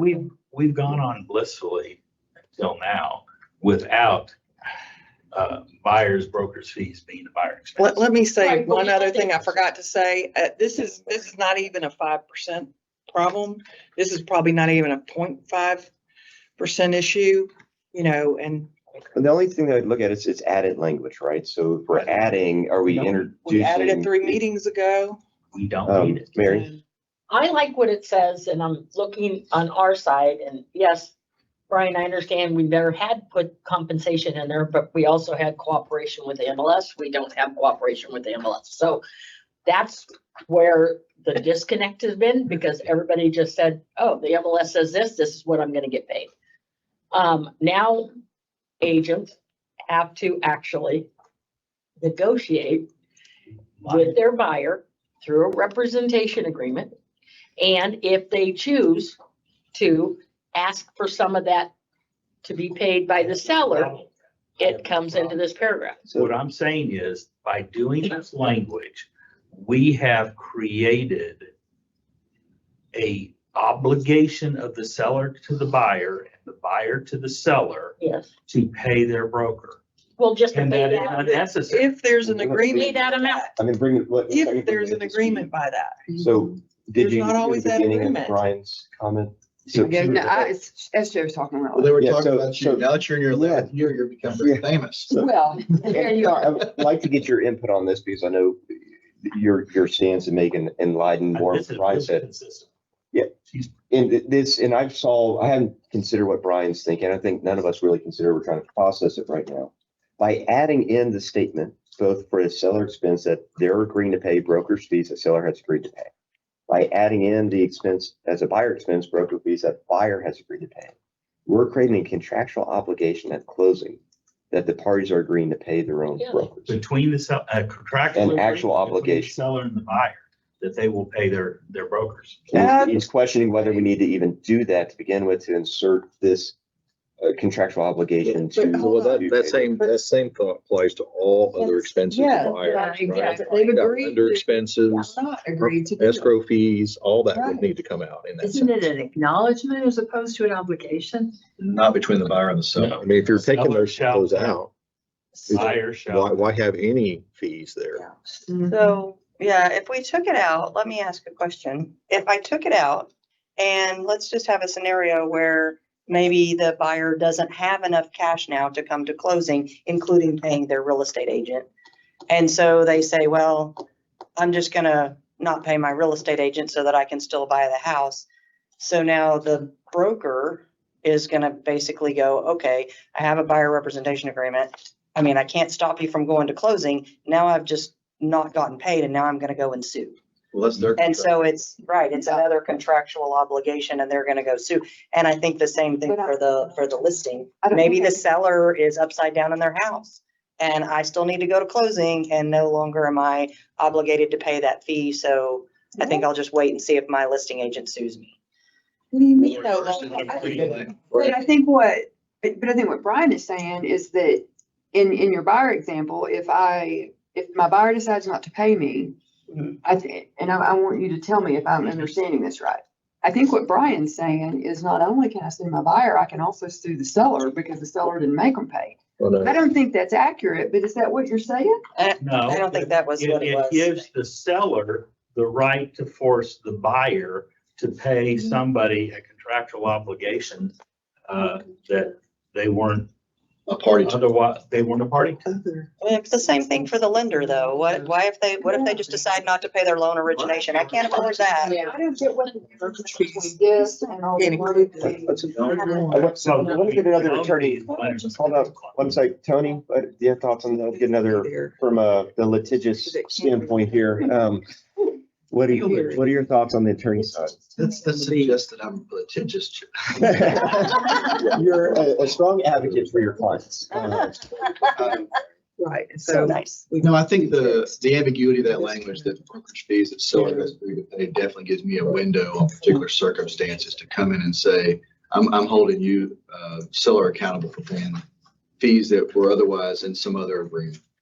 Which goes to Candy submitted a comment in the materials, and that is the first eye roll I caught. But she submitted a comment of what is included in that exact language of brokerage fees. In her example, I think the materials was foreclosure process where you may have these other fees that are whatever. There's kind of like HOA fees that are getting so broad, right? Brokers are terming XYZ fees and charging it. And how broad is that? And how's that tied to the I do language? not understand how a foreclosure fee can get into a broker fee. Well, for handling, what's an example of some foreclosure fees? You know, when you go into an REO, the buyer may end up offering to pay certain things. Short sales have the same problem where stuff is. Overrides. I'm the appraiser over here, guys. This is what I'm talking about, is because for all of these years, we've assumed that compensation went on one side, seller side, not buyer side. It can change things. Compensation, paying past due bills, turning on the utilities. 7A says they're going to turn them on. Some people don't. And it's moving things from one column to the other, back and forth. But with REOs, there is never in the world of REOs been that there's not a huge addenda which states, on its face that any language that is in conflict with the agreement, the REO addendum is what controls. Supersedes. So absolutely. So respectfully, I don't think that even applies because a lot of the contract language gets overridden anyway. And so if the REO. And that was an example, I think, more than override the thrust. anything more, they can do that. They can do that, but. So the thing is don't make a blanket, because out in the small communities, the local banks will sell their REOs and you don't get a long addendum with it, even though. That's true. Well, you might get a short addendum. But there is. Sometimes there's not. Well, Yeah. Sometimes there's not. And so but that's it's not a just. broker fee. And that's what's going around what is an actual broker fee, 5%. which is and that may end up being 5%. That's kind of what Tony get into. How can this be pierced? How big of an issue can be made of this? And Can I just point out that was a class and I think it's 20 people who signed that letter. They stopped me in class. We had this conversation. yeah, so the letter she submitted was all the names are attached to it, and it's a they took the time and analyzed that, and there are other comments too beyond that were I'm a little confused on this and in clarity what exactly is the brokerage fee. And so I'm circling around my own brain. I think it's meant to be broad. It's meant to cover a lot of whatever the broker's charging there in Whittley and. Ron, I forgot Ron. Oh. You said, what is the brokerage fee? Well, wouldn't that be determined by what is in the separate written agreement regarding brokerage fee? I think that's the ultimate answer. And how much of a dot do we need to connect, or dots do we need to connect there for the contract? I'm listening. The only other thing I was going to do is circle us back to a second ago, that I think the reason that some people were saying, because I liked what SJ said about it's specific, and then broad. And the reason that some people were saying, let's flip flop these back around and let's put B back to like it used to be, is just because they're overwhelmed with change, right? Like, I mean, 16 or so new forms for the Realtor members, or updated forms for the Realtor members, was a lot to digest in one fell swoop. And then we've changed them at least once, maybe twice since then, or some of them. And even some of the comments, one lady put in there, for all the contracts, just please stop changing things. Like, I can't handle any more change. And I think that was likely, in my opinion, the driving force behind 12A1B, because we've always said 12A1B, lenders say 12A1B, and they're afraid that we just can't make another change. I think we have to make the other change, because to SJ's point, it has to be specific, broad, and I like it the way it is. I didn't at first because of that thing, but I really feel like it's better to be specific and then specific and say, okay, and then everything else fits in this bucket. And so maybe we go forward, here you go, Amy, or Ron, do you want to go? Oh, I just want to say that while I really appreciate this conversation, because it's dealing with some fees and we can address those issues, we are speculating. We don't have any data here at all that this is a concern. I think we all know what brokerage fees are. They're the biggest expense in most residential transactions, right? So at least on the settlement statement. So I think that we go forward here. If there's a problem, we deal with it, because I think the speculation applies not to brokerage fees, but applies to all the fees, surveyors fees, lenders fees. They can all load them up with all sorts of weird stuff, but they don't. So I think it's pretty clear. And if we find out later it's not, then we can address it. We'll do one more comment with Amy, then we'll. Yeah, and I agree with that as well. I think I understand, Brian, I understand your point technically, and I don't disagree with it. But I think the overall intent of these sections is to identify, as between the buyer and the seller, who's paying for what.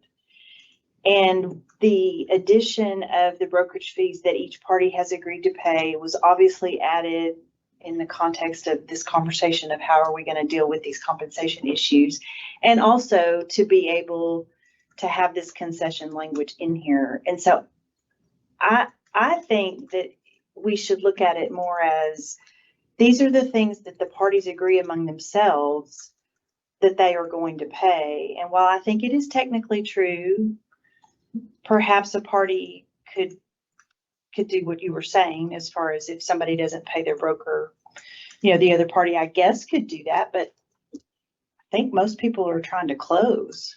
So I don't really know why that there are that many instances that one party would blow up a deal just because the other party didn't pay the broker. So I think Ron is correct. There's really no way for us to know.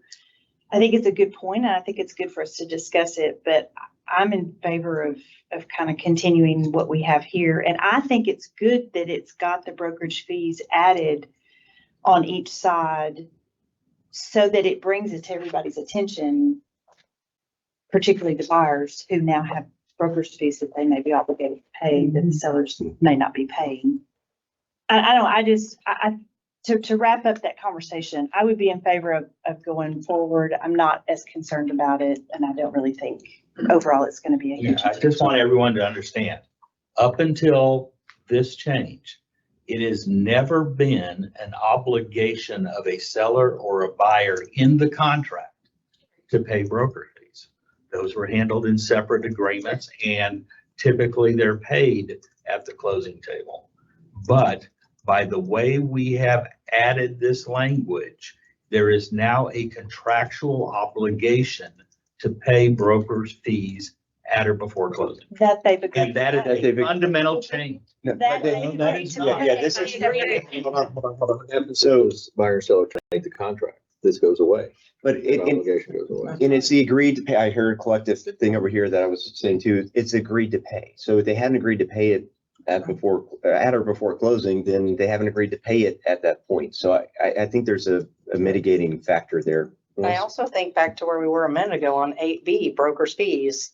It says all obligations of the parties for payment of the broker's fees are contained in separate written agreements. So if later in paragraph 12, we say, and those fees you obligated to pay, it already talked about, they're in separate written agreements. I mean, we know where to go look to find what those amounts are. I just think that those go together, and I like leaving it like we changed 8B a minute ago. And your comments are going to haunt me at 3 a.m. when I wake up. I'm going to be thinking about this, and It's a point well taken. I really want to consider, but I think for today, I'm hearing that leaving that in, and somebody jump in if they think there's strong sentiment to the other side, but leave that in. The order is more of the frustration. And we realize, we realize this is a tough period. This is not easy.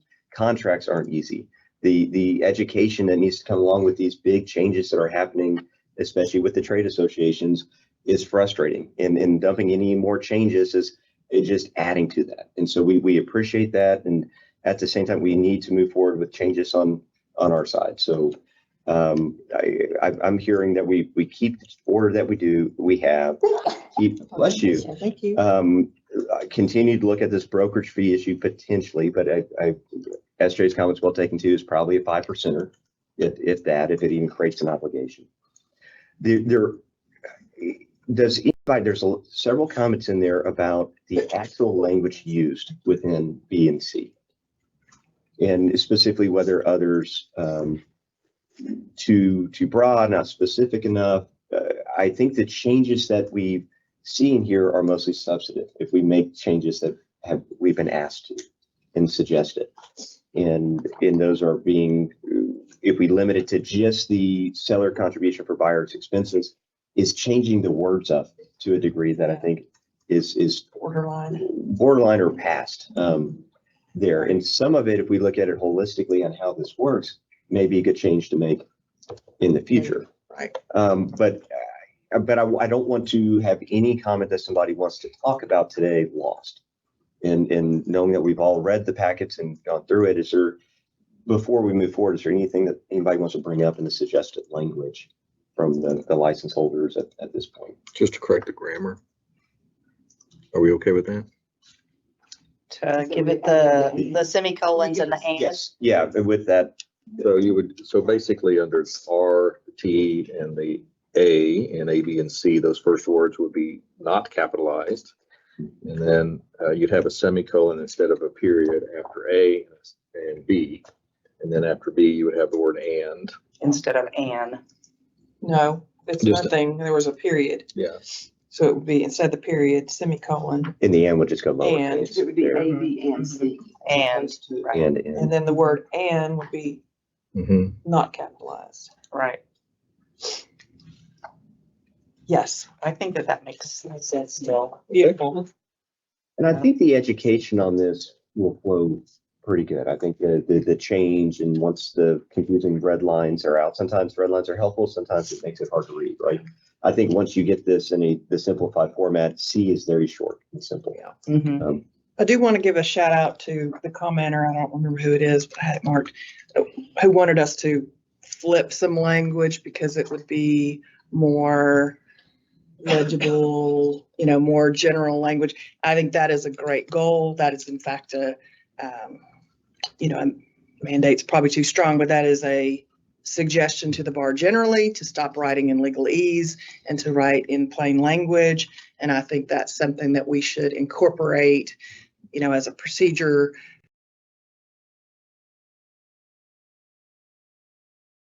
To save that for our draft that's there for general improvements that we might address probably after the legislative session. And I think too, some of those comments we'll get into on the survey language. There are several of the survey questions when we get there on that. But okay, so Across the board.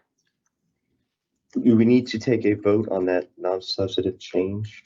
I'd say wait till we were finished with everything. Finished with that? Okay, I just wanted to put something in as we use in the broker responsibility training, the parking lot, right? So we get there and we don't come back and revisit it to make it go further. So if we're fine with park it, all right, we're parked it. Everybody for parking it? Yes. Okay. So then we said we were going to wait to have the discussion about taking stuff out, right? So the next thing I think we dive right into are two things at once tied together, both the farm and ranch language and the page 10 disclosure. Why don't we take a vote first before we? And maybe we want to take a little short bathroom break too.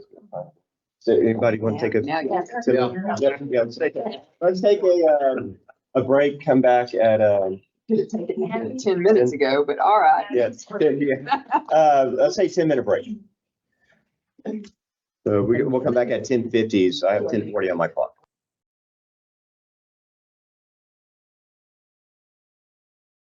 Okay, we'll go ahead and jump right back in. We're back on the mic here.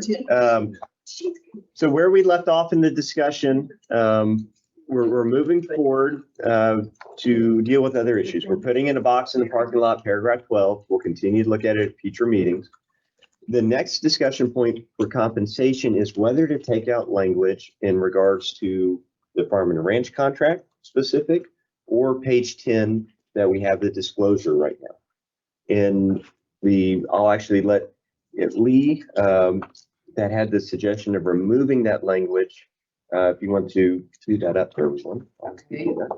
I'm just looking for my copy. You're talking about page 10 of the 1 to 4. Page 10 of the 1 to 4 that has what is just a disclosure. This is non-binding. We have language that at one point Brian referenced earlier, we suggested taking it out because it lists what, for informational purposes only, what one broker is agreeing to compensate the other broker for cooperative compensation. Historically, that was an MLS. This one second, Mary. Historically, that was via the MLS system, and we wanted a way to at least have that information in the contract. Historically, sometimes that conflicted. And so that's why we at one point suggested taking it out because it's not enforceable, it's informational only.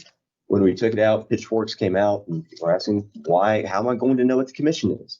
Well, that's because it's in the MLS at that point or a separate written agreement. Now it's not an MLS period. And so our change that you see in the materials was to remove the reference to MLS. And then we added a box or a blank for flat fee or percentage. But really, we just removed the MLS. It's still informational only. It's still not the contract between brokers. Whereas the farm and ranch has other language in there that goes beyond that allows an agreement to be made, and whether it's buyer and seller making the agreement or whether the brokers are making an agreement or ratifying their prior agreement there. But Lee, if you want to take that and run. So I'll preface this with saying I'm certainly willing to pick my battles. So I'm willing to leave the farm and ranch contract alone at this point regarding this issue. But looking at our 1 to 4, our new home contract, those other specifically residential transaction forms, I think we need to seriously consider taking any reference to compensation out. So after, as he said on page 10 of that 1 to 4, after broker information where it says disclosure, pursuant, blah, blah, I think that needs to go away. And my rationale for that is that whether we agree with anything that's happened in lawsuits or from the Department of Justice, the fact is a jury decided. Actually, at this point, 3 juries have decided. And the Department of Justice has made it clear that they do not think there should be co-broke in real estate transactions. Like I said, we don't have to agree with it. It's just a fact. And they're making headway. They could win this. I think for those reasons, and to protect the real estate commission and the consumers in Texas, we need to get compensation out of these contracts, or co-broke compensation out of these contracts. So that is why I think we should remove it. Why are you not saying co-brokering? Co-brokering, okay. Well, I want to make sure that concept's not lost or glossed over, because it's not co-brokering in the sense of they're not saying you can't have buyer representation and seller representation. What it is the cooperative compensation part of it, where one side, whatever way it goes, seller to buyer, buyer to seller. And not across the board. I mean, in one contract, for us to say that one broker has agreed to pay another broker is unnecessary, and I think we should get away from it. If they're going to do it, that's fine. They're doing it in separate written agreements. But I think we open up the commission to some challenges when we put it out there like that, because it's clearly not what the Department of Justice is wanting. And let me, hold on one from second, the Mary, industry. Mary, let me, one more, let me tee up one thing real quick for everybody that's listening to understand is when we're talking about co-brokering, again, this is compensation paid from one broker to the other. The money is coming out of one broker's pocket, going into the other broker's pocket. Everything we talked about before with concessions is money out of a buyer, or in this case, seller's pocket over to a different pocket. So we're talking about whose pocket this is coming out of in terms of paying of the fees. Co-brokering, as we're using it right now, means the listing broker, or it could be buyer's broker, paying the other side's broker to broker, one pocket to the other. Directly. Mary, and then Crystal. If I remember correctly, and this was when you were getting rid of the word, when it used to do, what was the word that it was, ratification? Yeah. And we're talking about a long time ago. And it was at a commission meeting, they asked we suggested to take out this entire line. And at the commission meeting, there was one or two commissioners that said, well, then how do you know what I'm gonna get paid? But that was prior. Right, but what I'm saying, so it's been there, I would take it out. I mean, but I'm just saying, we suggested that before, and when it got to the commission, they didn't agree. I understand that it's going to be a battle. And I think most people initially will not like it. But I think it's upon us to do what we can to protect everybody. This is I'm not substantive. disagreeing. Yeah, and so let's see with this real quick is, so if we remove the disclosure altogether on page 10, is that bleed I to think that something? would be acceptable. So, Can I- we table this then for the next meeting? Yeah, so let's think about this for the next meeting, because we want to get this out there, and I like teeing it up there because, and to your point, Mary, we decided to take it out. Now, when we put it back in, we didn't leave it as it was at that point.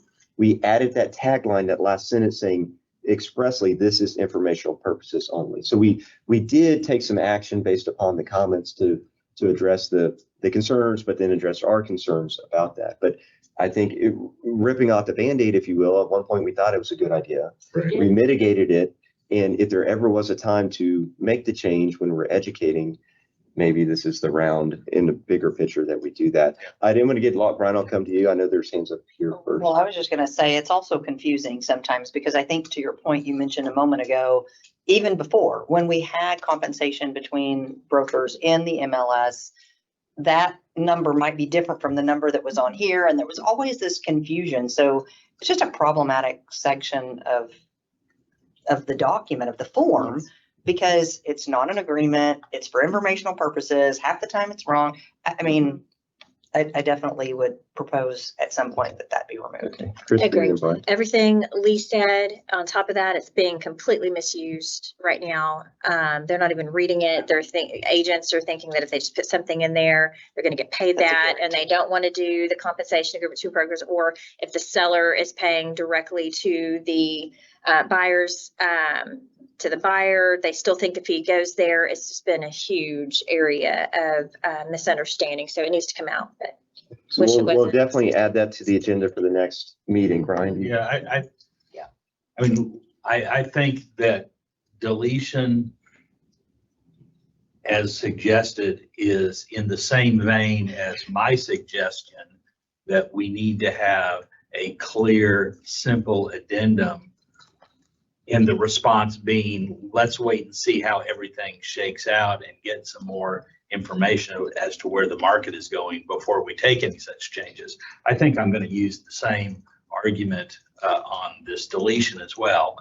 Let's be consistent. It's going to be put into the same bucket. One thing I would ask the general counsel to give us some guidance on is, I believe it's been a long time, but there's something called the Norr-Pennington doctrine of antitrust, that if you have a governmental action, it is not subject to antitrust rules. And I'd like to have some guidance as to whether we have any sort of antitrust considerations with our forms. I don't think we do. I don't think there can be an action against a governmental entity that there's a violation. Can you define DOJ, that? I don't think is going to go against a governmental entity for forms that they promulgated. The basic rule is the government has sovereign immunity. Can't sue the government. Now, people do stupid things all the time, including the federal government.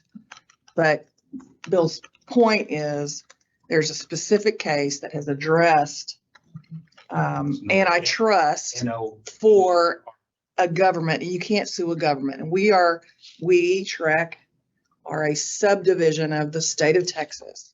So we're immune. They can go away and pound sand. Thank you. I believe you, and I have a question. Because now that you've educated me, I've got so many more. But is the Department of Justice not the 75 an government? hour. Well, and let's see if we. That's right. There are The Department actions. of Justice, a government, because they get sued all the Right. time. The DOJ can take action against governmental entities, but it's a different basis. It's not an antitrust case. It has to deal with some sort of rights otherwise of the parties. But Right. I'm not adept enough to give you that kind of. That was. I suggest we bring that to the next meeting, because it brings up a lot of. I just want to be sure Well, there, we need to be considerate of that. well, you do need to be considerate of it from the commission standpoint. The because commission will deal with that. there are considerations there with, there's a North Carolina dental board case. But Louisiana appraisal. Oh, yeah. board case as well. So we can certainly be impacted by it, and it has to do with the fact that our commission is made up of predominantly license holders who got six licensing. So that comes into play. But for this committee, this is not our monkey. This is way above our pay grade. And everything we do goes to the commission, and they can send it back, blow it off completely, whatever. But the decisions about that, does this work or not as a action of the commission? I mean, if you see us going off the rails, you would tell us. That's one of the reasons you're here. But generally speaking, this is not our concern. Yes. I think we need to be enlightened by it. That's it, yeah. No, we need to be enlightened by it, right? Because we want to have, none of us are wanting to go down the path, and we're trying to actually go against, even if we're not bound by it, these concerns out there. Of course. And so, but having that enlightened it may help us in some way. So But the commission's been, the commission knows what we've been doing. I know the chairman and the commissioner are off right now, but they are generally involved in our meetings, but they most certainly at their commission meeting after our committee meetings know what we've done. So they've had the opportunity to monitor what we're doing, and no one has sent back a message to us of, hey, get off that lawn, So if we look at deferring to next meeting, because there is a strong current here of looking at that page 10 disclosure, and you prefaced your remarks on the farm and ranch, would you like any more discussion on that today, or defer that to next meeting as well? I think at least the next meeting. I think we take care of the residential stuff. We think it's the most pressing. And going through that might enlighten us as to other real estate disciplines. Okay, so with that, we'll move forward. On compensation, I believe that brings us to the conclusion of that for this meeting. And then we'll jump into, we have plenty of other changes to go over. And I don't have these in any particular order. As I was going through, I was making the notes of the comments as they pop up. And so the first one that I have on my list is the backup contract addendum. It is on page 101. So this was one that we actually got comments that I like or even love it on this one. So I keep going looking at Diane. Diane McCoy was the driving force behind this. She really pushed it, and it's here because of her efforts, and largely because of her efforts there. So if we look at, again, I put a lot of weight on those, like or love it, because not many people send those in. But one asked for a couple questions, so I'm going to tee them up for discussion. And if you have any others, let me know. But asked if there would be somebody asked if there would be extra space for additional option/earnest money added to paragraph 5A1. And so not sure I didn't understand this concern, because in the backup contract, it lists both the additional EM and option fee. And the contract only lists additional EM. So what they're looking at is in the earnest money option fee section of the contract itself. There's a blank for additional earnest money in there, but not for additional option. That pointed out to me. I think it goes to the previous practice or the current practice of messing with paragraph 5 that this will overcome. So I think it will be education on how it would be used. And I think that was loud and clear. They just didn't understand that by taking all the wording, and it was your suggestion, which makes a lot of sense, how the process works is all here. And so there's confusion of using both paragraph 5A for additional earnest money and then the addendum for additional earnest money. It's really one or the other, right? So if you're using the backup addendum, that's where you're going to put the additional earnest money there. And you won't also put it in the contract itself. And I think that leads to an educational issue at the end on how this new process will work. And with that, there was a request for a receipt of the additional option fee, right? So we have right now on the receipt page, receipt for the additional earnest money, but there's no receipt for additional option. And I thought that was a point well taken for this, but I'd see that for brokers logistically, having some documentation. There is a receipt for additional, earnest money. Earnest money versus option. Gotcha. And, yeah, I think the reason that is because they've never, because people have always said, if I'm doing additional option, where do I send it? And it doesn't say it's going to the title company. Because when I've talked to title companies, they're assuming the option has already been sent. Per the addendum. Which is how it says it has been paid. And that's the challenge of having a receipt, unless you put it on the backup actual contract as additional. That's a Yeah, I was gonna say, Interesting. that's exactly what I was gonna say. You're gonna do that receipt. I think you have to put it on the backup addendum itself. Because if we put it in all those receipts on the contract, they're gonna start trying to use it when they do an amendment. Right?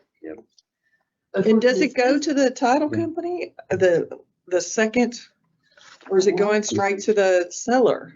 That's Well, the I think question. it could go to, It the way it is right now, it would go to. Well, no. So if we go back to our actual language, so we have it going to the title company in the backup addendum. We copied and pasted the language for this purpose so it wouldn't bleed over to the concern. Stick it I think in, that's where we need to put stick a it. box in To the, be consistent though, Well, I should think- a receipt be on the receipt page? For both additional and for the maybe we put both additional earnest money and That's logical. then it keeps it away from the contract additional earnest money. Absolutely. no. I think Well, the no, receipt wait a goes, second. like, I'm this is the talking about backup the addendum. contract. I think the receipt goes here. Yep. Right. Agree. So when they receive, when title company gets this, they can fill out the receipt. The contract doesn't get messed with again after. Well, no, But you can no, have not- the two hold on receipts. 1 second. So what Diane was saying, there's not only have the additional option fee, which we don't have anywhere right now, but then also on the addendum itself, not mess with the contract, but put the additional earnest money receipt on here too. So that's So it's not what I clear. said. No, No, I But I agree like with that. it being in the I contract like because that. an option, Oh, I a backup misunderstood. contract is going to come in with the addendum right. and all of the necessary funds on the backup contract. So the likelihood of it being here is going to be on the receipt page, not on the addendum. That's just part of the contract.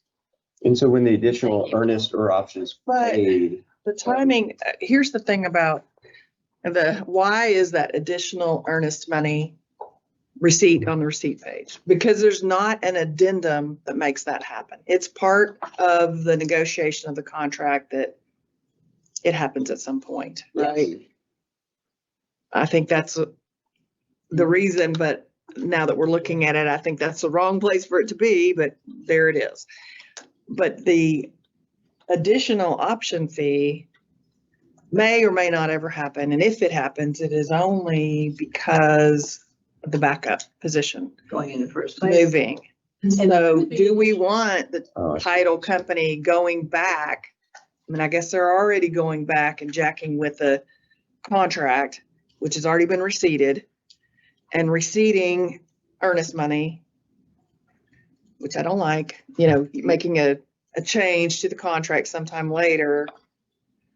But what John was talking about was, and maybe now we do, well, but it's not related to that, so it can happen. I'm talking to this, but I would like the contract not to be messed with. Deal now with the few times that you get additional option money.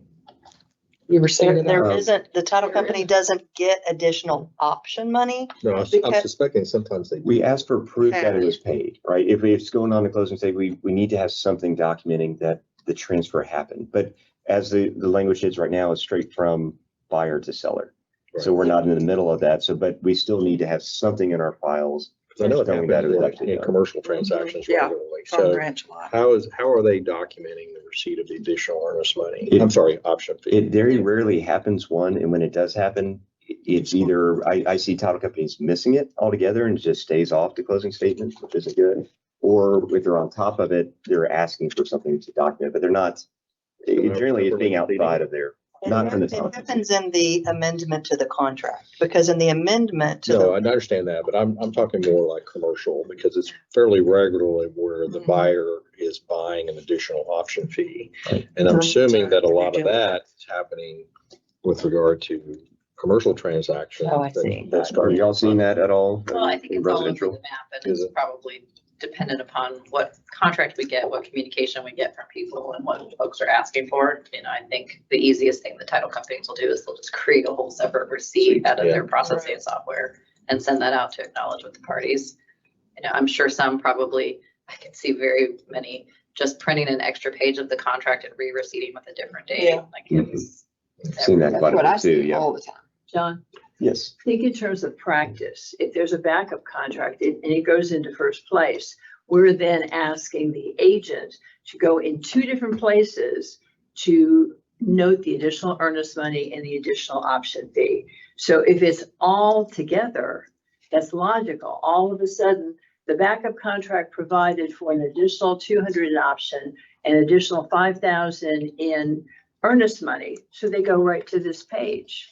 And that's where it is together. Why would you want them to go earnest money here and option fee there when it's all part of the same transaction? And I'm coming around to that concern when I went back to read the language again, because I thought the additional earnest money was provided in here, but we say the additional earnest money as provided in the underlying contract. And so that separates it and doesn't make as clear if my mind was going down to just put it all here because it's all within this doc. We're already having to go back.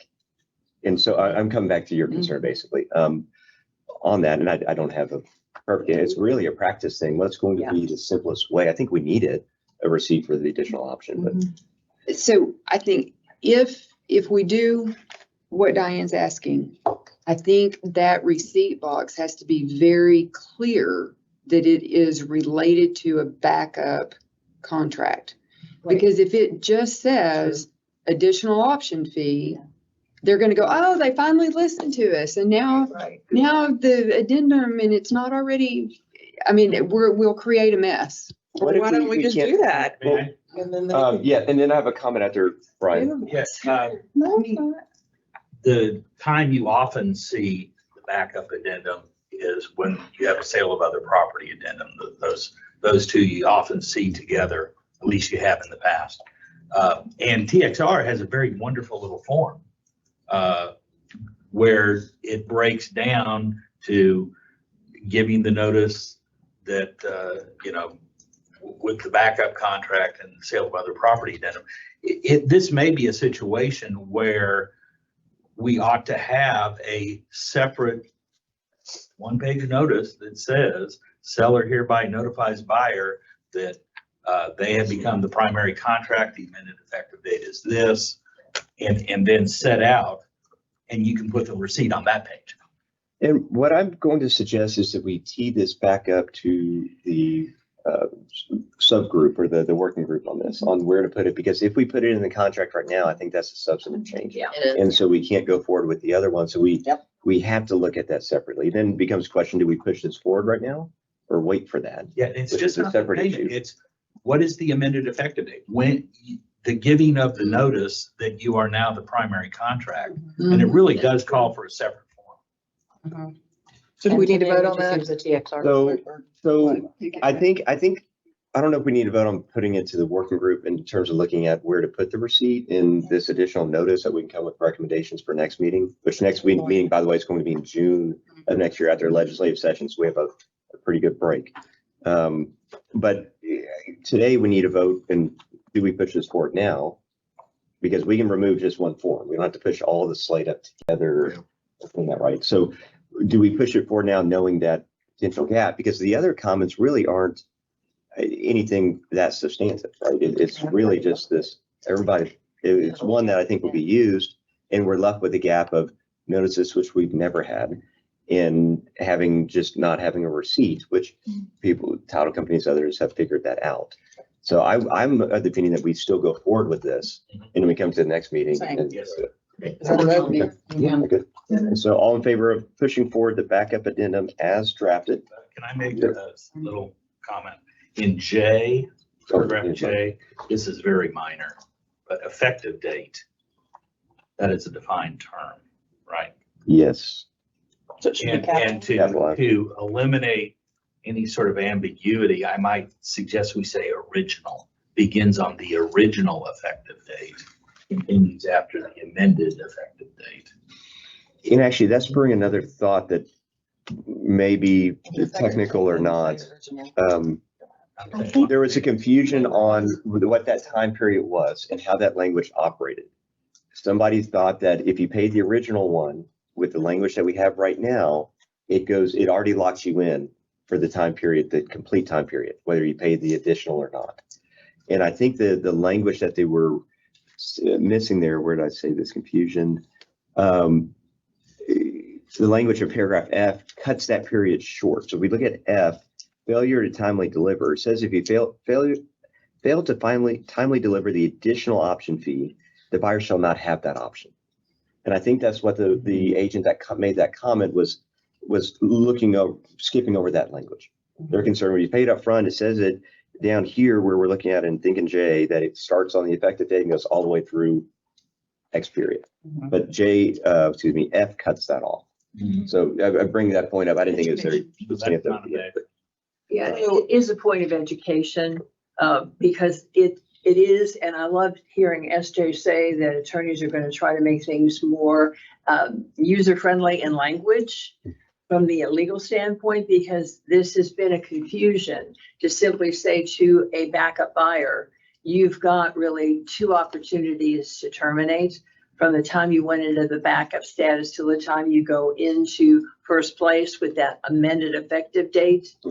And now your 10 days or whatever in your contract in first place goes into place. It's just too difficult to understand.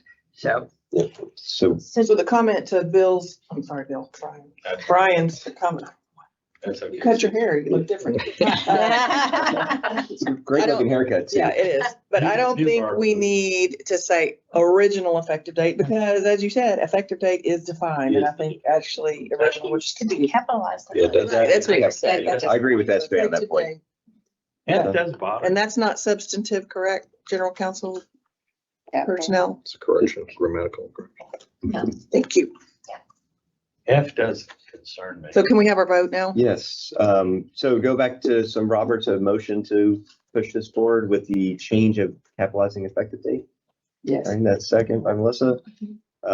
Mary made the motion and second by Melissa. All in favor? Aye. Aye. All against? Nay. All right. Very good. I heard a lot of good comments outside the formal comments here. That was much welcome. So the next one that I think is going to be welcomed with open arms is the new survey language, at least to the T47.1. But Brian sent over the official language from TDI. So we got two different issues to talk about with the survey language. This is going to be in paragraph 6C of the contract. And we did two main big things there. Three. One, we added the T47.1 unsworn declaration language in there. Or I think there's confusion on what that is. So I want to talk about that for a second. We also changed shall to may to allow it to be permissive in terms of securing a survey if you use that particular section. But then we took away some rights if you end up selecting that and not getting one. And then we moved some language around a little bit. So there's a couple different things to look at. To start with the T47.1. What page are we? This is on, let's see if we go into the 1 to 4. 105. 5.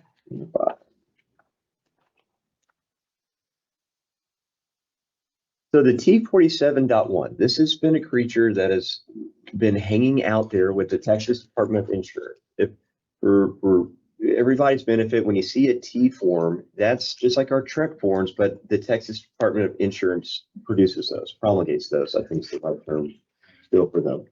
And so that's a Texas Department of Insurance form, TDI. They're the ones that govern title companies. And the T47 affidavit was a creature of TDI's regulations that allowed title companies to close transactions based upon affidavits that are submitted to fill in the gaps from when the survey is done to when the property sale takes place or the title company insures the sale. The T47 had to be notarized, right? And this was a big logistical issue for a lot of people to get in front of a notary. Not everybody has a notary down the street that lives in the city. And has to track them down. It got a little easier with Notarize and other platforms that you can do it mobily, but it's an expense. So I say getting with the times, Texas law changed some time back now to allow these declarations that operate a lot like a notary. And instead of having a notary sign it, there's additional language that's added saying, I swear this is true and correct. And I'm paraphrasing, but I don't have to have somebody else say this is my signature. I'm making this statement. And so you have those magic words that actually I can pull out here. And then you have to provide some additional information. So you have to provide, I believe, your date of birth and address and some other things to go with it. So there's a little less of a hurdle, but it removes this huge logistical thing we had in residential real estate of getting this notarization done. And there's some big impact if you don't provide the proper, under some subsections, if you don't provide both the signed and notarized copy of the title. Right, that could shift who pays for the survey at the end of the day and truly tripped a lot of people up. So instead of the notary, and I'll read the new language that comes in there that satisfies the same concern, was all statements in this declaration are true to the best of my knowledge. I understand that any person intentionally making a false statement may be liable for actual and/or punitive damages. Right, so it has most of the other magic language, and that's going to be added. Right, we can't change this. This is a Texas Department of Insurance form, but that's added. And then in the signature line, it adds, my name is blank, my date of birth is blank, and my address is blank. And so these are the things that they need to put in there to satisfy the new Texas law to make it a sufficient declaration. And then it ends in, I declare under penalty of perjury that the foregoing is true and correct. So this is going to be, it's finally approved. It's hanging out there a long time. There's some, I guess they're like minutes where they approved a bunch of other changes, but it's item number 2023-13 if you wanted to look up the actual TDI regs. And thank you, Brian, for keeping us up to And date. by the on way, this. I can email you the actual adoption orders and the agenda items. That'd be great. So I think that's going to be welcome. That's why we added it. There's a lot of questions in there, Leo. Just one sec. That's why we added that language, and there's a lot of comments in there. What's the difference between an affidavit and a declaration? And that's exactly it. It's going to operate functionally the same. You just won't have to get it notarized. Brian. And there are other changes made both to the T47 and 47.1 that is also going to have an impact on brokers, sellers, and buyers that you need to be aware of. First of all, the form originally had a blank to fill in the name of the title company. Well, you would be filling out these T47s before you knew who the title company was going to be. So it's been amended just to say this may be relied upon by any title company closing the transaction. Okay, so that gives you more flexibility. The second change of note is The affidavit used to say, since blank date, there have been no changes. And people were filling in the wrong date. Say, for example, I was using a survey from a prior deal from 2021, but I bought the property in 2023. People would be putting in the date that they acquired the property. But the title company needs to know that there have been no changes to the property since the date of the survey in 2021. And people were putting in the wrong date. So we fixed that by adding a blank for the date of the survey in the affidavit. And then the statement is now, to the best of my knowledge, since the date of the survey, there have been no changes. So we fixed that glitch, so we're not going to have that problem. And then the next concern somebody would have would be, well, wait a second, I don't know what changes were made to the property from before I bought the property. And the response to that is, well, remember, all you're doing is you're saying, to the best of my knowledge, there have been no changes. Right.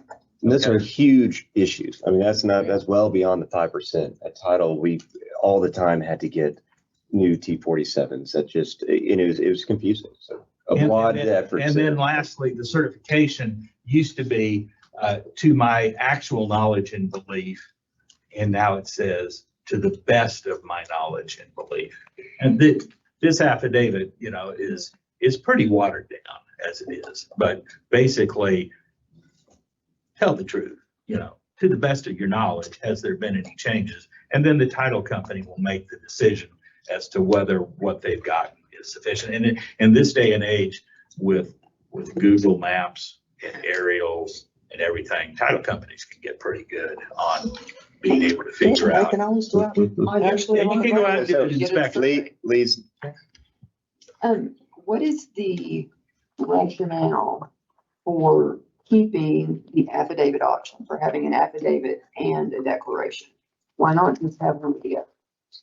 I mean, I get why. It's a practice, and there may be some title companies at the closing table that will say, wait a second, Mr. Seller, I want a notarized affidavit. Since you're here, I want you to sign it. We just wanted to, everyone's used to the T47. We didn't want to eliminate the T47. We just wanted to provide the option of the 47.1. Are the new forms in use? They become effective November 1st. But yes, we already have people trying to use them. Because my thought was if we only have one option, either or, and I do like the declaration, but either or, that just makes it easier on the license holders. So, and they're used to, when you do a new form, the old one has to go away. My only concern You there, can take especially that with the up with the additional Department of language, some people may not want their birthdays out there. Some people may not want this other. That's a stuff. good answer. Okay, thank you. There, Ron? and just, Sorry, then. I didn't see your. Go ahead. If you're talking about that, I have some questions. Yeah, about the that. unsworn declaration, although allowed now from the Texas Civil Practice and Remedies Code, is not allowed in every single situation in Texas. There are times when it is not allowed. I don't know if that has to do specifically with whom without looking at it, but the one that's popping up in my mind is if you are a fiduciary, like a agent in fact, or whatever we're calling them, administrator versus executive. There may be some times that you're not allowed to use them. So, but also in practice, some people like it better. Yeah. Okay. Well, as a side comment to that, under other provisions of other law, a declaration is usually the first one that comes out, and then an affidavit is confirmed later when there's an actual. So, for example, in the education code, teachers will issue a declaration, and then when they're actually hired, they sign the affidavit as to what they previously declared.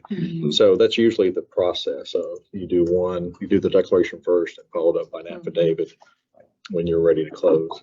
But that's neither here nor there. And to that point, title company by title company can set their own requirements too. Yeah. Some might ultimately only accept By the. the way, my title company doesn't care any. We'll generally take any certification under oath or otherwise. So sorry, Dave.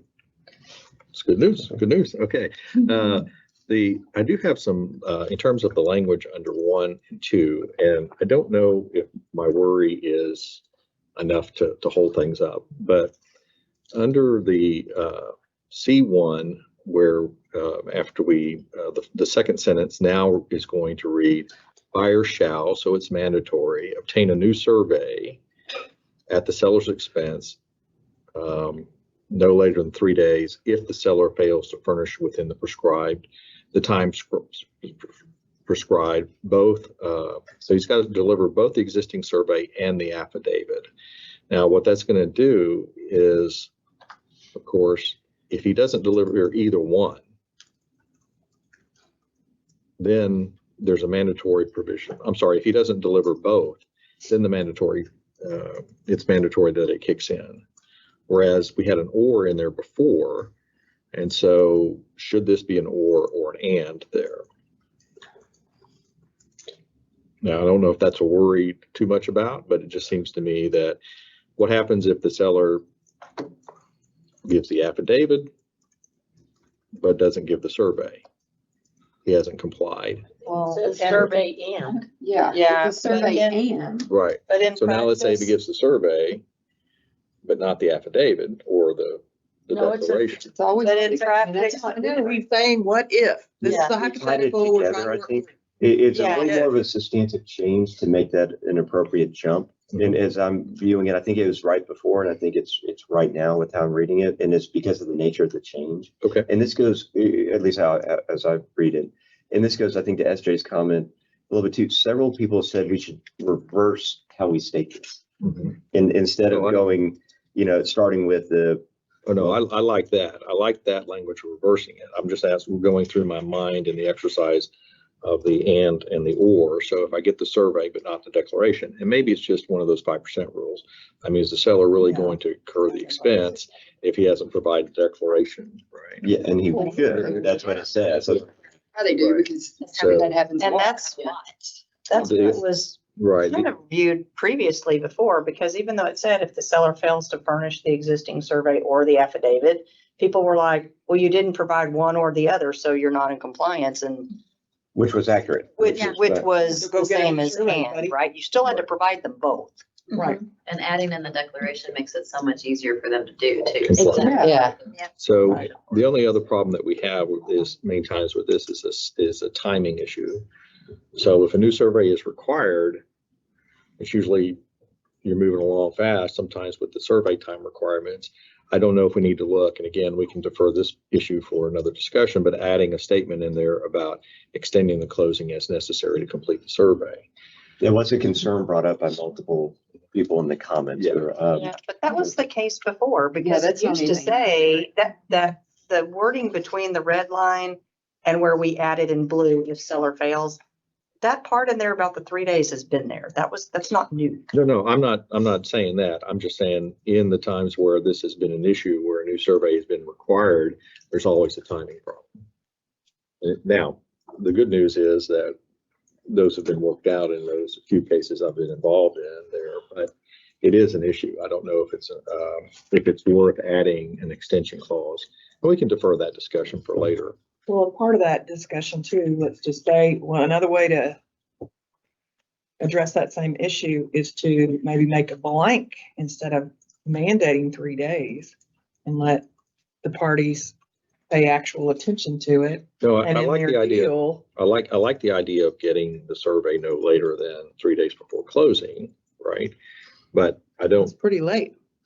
but I know usually you can't get it done in 3 days. Well, before the big closing. right that comes to mind when I'm thinking about the 3 days before closing is the third-party financing addendum 3-day requirement to terminate before closing, give notice. And so those two line up. And if it's coming at the last minute. Well, you're depending here on a surveyor getting out there. If you're 10 days before closing, getting a surveyor out there in 5 or 6 days is going to be heavy lifting. Right. And that's where I think it's a more holistic picture when agents are setting deadlines to understand if I'm just relying upon that and looking as a goalpost, there's other rights that are tied to it that I needed to bake in other ways. So maybe I only give the seller less days up front to get it, so I have more time to get my own survey. Right. or I don't need to closing that close because of that possibility. We can defer that discussion. I'm not suggesting because I think it's a substantive change. If we go there, it's just something to note. Well, and I, just to say, I mean, we've been dealing with this, Yeah. this ain't new. Right. Right, and you're right, but I think we figured it out. Right, I mean, I don't think it's a problem out there. Okay. It happens and we deal with it. Right. The other one that I had is down in 2. So if the buyer fails to obtain the survey, buyer may not terminate the contract under paragraph 2B, which begs the question of, can he terminate for failure to get the survey for other reasons? Right. So why not just say buyer may not terminate the contract for failure to receive the survey? Why are we citing 2B? What, and that would include 6D or others. Actually, I'm just suggesting here, buyer may not terminate the contract, and then striking under paragraph 2B of the third-party financing addendum. And it's exactly there. I'm trying to think what other termination rights, and that 60 is a stark one, right? Because then you get the survey in, then it triggers that time period. And there might be others that are Property immediately damage, coming. right. What's that? Well, it's because of, Well, maybe- Rejects but the I'm- roof. Maybe we, I'm keeping the language because of the failure to obtain the survey. Just making it broader, not just tied to 2B, but any other rights that they may get because of it. well, what if, But because to me, it begged, when I first read it, it begged the question, it says, are we saying he can terminate for failure to get the survey? It's his duty to get the survey. Cash deal and there is no third-party financing. I think I'm following you, but what if we, as much as I hate completely reworded that sentence, if we said, buyer's failure to obtain the new survey is not grounds for termination? Yeah, I mean, however you want to word it, but to make it non-substantive change here, if we just simply said, if buyer fails to obtain the survey, buyer may not terminate the contract because the survey was not obtained. I think that's substantive. The question on that, Fortunately. thinking back to us tying that into 2B of the TPF was because them not getting it, and then of course, if they have the lender who's requiring it, that was an out. How are they going to, they can't terminate. Well, if they terminate under the HOA or under something else, they're still terminating because of the survey, but calling it something else. So they're never, Control that. I mean, I'm just saying that's what's gonna, I just thought the I wording kinda was like worded bringing fair. the attention to the third party financing and that. Well, it begs the question to me in looking at this is that he can terminate for failure to get the survey, which is his duty for other reasons. I think there may be a practical reason that we look at this, how it goes in practice, because what SJ said, I do think that's a substantive change that may hold up the rest in it. I'm agreeing with your thought on the change right now to make it broader, but maybe we defer that, see how it's in practice and issues, and then look at that with the next round. Okay. I mean, I don't want to say, shall not terminate the contract because the survey was not obtained under paragraph 2B of the third party financing addendum or otherwise. Well, I mean, then those may be exactly what we need to say, but stating you can't terminate the contract is not something that's in the contract and would, I mean, I can't even imagine that that's even a whisper of a question. But it's substantive. Oh, it's substantive for sure. I think, Sorry, yeah. let me finish the sentence. It was in my head. I think that's a wonderful June 2025. Put it on our list.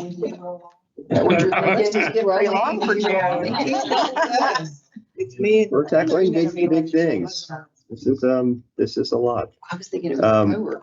Okay, so we've just got one more. August for us. It may be later for you. No, we came on at the same time. So on the survey, and there's some other scattered comments on surveys in there. Just anything else somebody wants to discuss before we move on? Okay. So thank you for everybody else that sent comments in. They were read and considered. Let's go on to, there's some comments on the sales price adjustment in the unimproved property contract. And so we've had the sales price adjustment based upon the acreage the parties think the property is, or in this case, when we added to the unapproved, the square footage versus what it actually shows up on the survey itself when the survey is obtained. There was some changes to that language to make sure it wasn't on the whole property, right? Of taking it to the improvements plus the land. So we tailored it to make sure that it was based upon a set price, right? That we're agreeing upon it on that. There are some comments that again people like this change, but there were a couple that thought that it will be confusing for lot and block transactions because of how often that unapproved is used for lot and block. They will not. So don't use it. And- Yeah. The adjustment will be zero. Not complicated. Yeah, and the other one inappropriately uses farm ranch just to have that provision. So I think just that, what SJ said, but anybody have any other thoughts on that? Okay, so we'll move on from that. We appreciate the comments always, but So 1031, a couple of these we can knock out quick. I think so. There's several, at least I think 5 or 6 comments that really like this 1031. One said they don't think it's needed at all, only adds an unnecessary addendum, which I think we've had a lot of requests for this for a long time on that one. So any particular practice may not be necessary, but this is a common request. And then one doesn't think it needs to be added as paragraph 22 addendum. Instead, put in the compensation addendum. Which is a TXR thing. Yes. And so, and no anyway. and so I think that was favorably taken by everybody. Any other thoughts before you? I moved it forward. Okay. So So parking lot. in the parking lot. That's Parking my lot's new beautiful. favorite thing. Like it. Next, let's look at the mold. I was surprised on the number of comments we received there, but I get it. Once I saw one and saw next and saw why some of the comments came in. So Texas law required, I say Texas law, I want to make sure we understand the basis of where this originates. And this is actually one mistake in the Sunset Advisory Report. They have the law cited as the Texas Property Code 1958.154, if I recall correctly. And it's actually the Occupations Code 1958.154. And I think that's a big thing to look at because that section of the Occupation Code deals with the occupation of mold remediation and those that perform mold remediation. But it does contain a requirement in there, just like it stated in the report, that sellers must provide the reports that were given under that particular code provision within the previous 5 years. The common comment that we received is, what if the seller doesn't know the form exists? Right? If it was issued in the last 5 years and they just were never told that when they bought the property and had no knowledge of it, what is the rights then? Are they getting themselves in trouble by not giving it? And then another one came in that, well, there's exceptions to providing a report that owners within 25 square feet or less under other provisions don't have to use a remediator. They can do it themselves. And I think for 2 reasons, one is education. The other one, I don't think it ties in on the actual providing of reports you don't have. There's nothing that has an exemption under that statute that says just because you don't know about it, you don't have to provide it. I didn't find anything to that level. Not even find it.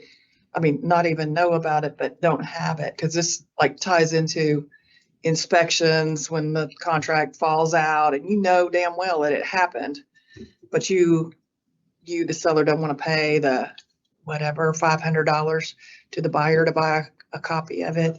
I mean, yeah, there's no exemption on purpose and the legislature knew what they were doing theoretically. And so but I'm not aware of the penalties if you really don't know about it, right? If you truly, truly don't know about it, you're not just trying to hide something. I didn't see anything that then enforces liability. What's the liability side of not providing? I think you go under the typical laws and statutes that say, hey, if you're committing fraud, if you're misrepresenting, if you're omitting things, right, then you're going to be in trouble anyways, despite this statute. But if you truly don't know about it, you're not omitting, you're not misrepresenting, you just don't know. And I didn't see anything that had any other direction that it would go if you provided or not provided it. based upon that. I didn't see anything in the statute that said, here's an actual penalty tied directly to 154. So I think that the point's well taken, and it's probably more educational, and it should fear sellers to really think, did I get something in last 5 years? There's a reason why there's a requirement there. And so I think education will go a long way on the nature of that. I do have one comment about that. The trigger in the statute actually requires that it had been remediated by a license holder under that statute. We don't say that. We just simply say if it's been remediated for mold, which means I cut out my sheetrock myself. But the qualifier there that I took, that goes to the second comment of, well, there's exemptions, right? If I did it myself because it's under 25 square feet, we say this certificate, that if you have a certificate, you have to provide it. Exactly. And so if you do it yourself, you're not issuing a certificate. Yeah, we don't That's say it, that, right? We say if the property's been remediated by mold, period. Well, if you Then look you at have the to- language, you have- it says, I think it's not great language, but it says there may have been a mediation plan or a mediation protocol. So No, theoretically, I'm talking about in our draft. right, So but I'm saying the homeowner, even in the language of the statute, No, so I'm reading this as a seller and I'm saying, yeah, there was some mold remediation. Where do I go get the certificate? Well, and this is Yeah. where I think the language, if this is the lawyer brain piercing it, right? That it logistically, when you read it, may leave that impression, but it does say seller must provide to buyer each certificate of mold damage remediation issued under 154. If it hasn't been issued under 154, the seller doesn't need to provide it, right? So There's nothing to provide. well, so that's the lawyer, But the John- lawyer side. But then if you go practical, somebody read it. but as a probably reads it lawyer, another way. look at the second sentence of the statute. No, I understand. Well, understand what you're I mean, saying. I guess it does To only me, apply to license it would holders. make, It clearly Going does. back. It clearly only does license holders. to me, it It's would give, not it clear would give just a little bit more information to the parties that if it was remediated by a licensed mold remediator. Oh, I agree with the, and is that, That's what I was just gonna ask. Maybe if we say if you're required. getting called out a lot today. by That's it. 1950. That sounds so And in that course again. Right. What are So- you asking if we changed? What is it? So right now, it doesn't have this qualification that's in the statute that if the property has been remediated from mold by a licensed, I don't have the statute right in front of me, by a This licensed is technically remediator. correct, how it's written. You provide each certificate issued under 1958. And if it didn't That's- fit the qualifications of 1958, then there isn't one. To provide. But, issue. but in Ron, it's not disagreeing with that, I think, on that, but it's more of, can we make it clear? Because the comments came in a lot saying, what if I don't know, what if it's not there, or what, a lot of different things, the confusion. So he's wanting to add just a tagline saying to that first lead in, if it's been remediated by the licensed Remediator. I But think. we don't know if that's substantive, but. Probably Huh? probably okay. To add it, Okay, Response to the conversations here, it's not really changing. so so what you if, want to say by a license holder, Well, it would be, I'm looking up the statute. What do they call them? Licensed mold? license holder. Well, I Just know a it's, license holder. but I. You see license holder, the agent's gonna think it's them. Yeah. Yeah. What if Yeah. we, instead of saying done by, because I think about these people, sadly, who are doing, more than a square foot themselves. Instead of saying by a licensed molder, if we said if required by statute, Well, we do. We actually list the statute, which is better. we say if required by statute, seller must provide. Well, I think you just take out the first phrase, if the property has been remediated for mold. And just start off with seller must provide buyer each certificate issued under that section. Yeah. That complies. Oh, that kind of makes more sense. I feel like we address something similar in lots of other places, like go up to 7 for PIDs, for public improvement districts. Our wording just says, if the property's in a PID, seller's got to give the notice because it's required by the code. It doesn't tell them what the rules are and it doesn't just, you got to follow the rules and here's a rule that you need to know about. And we do the same thing under like propane gas. It's Go okay. look at If you're located there, follow the rules. Here's where the rule is. less is more. And I feel like it's the same thing with this. If you've had mold remediation done, follow the rules, and here's what the rule is. Yeah. I feel like it's in line with the way that we handle things that are outside of our scope. Because a real estate practitioner doesn't need to know, well, what does that occupations code, statute say? They just need to know that there's one that exists and that they need to direct their people. I'm seeing heads nodding If we around the take that table. out, but Vanessa, is that cool? If we take out, if the property has been remediated We from need to mold? pull your chair up. I know. I'm sorry. I'm also getting a questions over here. So instead of adding language, the thought is now just take out the beginning lead in if the property has been remediated from mold. I And then- think you can probably. Yeah. I think it's. I mean, it says certificate of like mold that's- yeah. remediation, Say yes. and it says remediation again. Well, we were adding it and now we're just taking out a part of it. If the property has been remediated for mold, we're just Goes marking that out. Correct. Plus the comma, plus the space. Although we need a double space after. The terminology is Well, mold remediation. But even in, Mold remediator. Yeah, I started trying to think of what it was. and that's- Colon, so. So you have Don't fight licensed about mold that. assessors and licensed mold remediators. John, there's even in benefits like are- paragraph 7, it says if the property is. Yeah, all And of those paragraph are 9, like that. if the property And is. number 10, if the property. Yeah, so you're going to be, I mean, I'm okay with leaving. I was just saying, I think we just leave it like it is. oh, I took yours the other way. I got what you were saying. I worry about them going, well, I did it myself.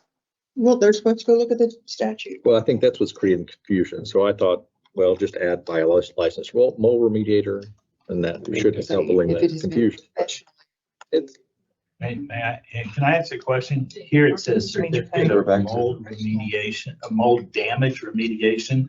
The statute says certificate of mold remediation, but what does the actual form say? We looked at that the last time? Looking at You talking about the certificate? Yeah. What is the certificate? I don't know. Because the statute. You know John's says got it. Certificate of mold doesn't have. It's usually stamped by the. It says, if I can beat John, it says TDI, Certificate of Mold Damage Remediation. Okay, so the form is. You agree? I haven't found it, but I have no reason to disagree. Well, at least that's the version I'm looking at, which could be a different date. Damn it. Nobody got my joke. We didn't hear the joke. It's just so. Because it's the name of the commercial. We have. Not in front of our, well, yes. Thank you, Melissa. Yeah. Thank you. Okay, so we have 3 reasonable thoughts going here. Leave it. Leave damage in. the TDI form is titled that way, but I thought it's not a TDI form, or is it a TDI Well, form? what I found was a TDI. Yeah, that's what I found too, but I don't know if that's being used by a different purpose because it's a different agency. Well, What's the agency that, TDLR, right? but the,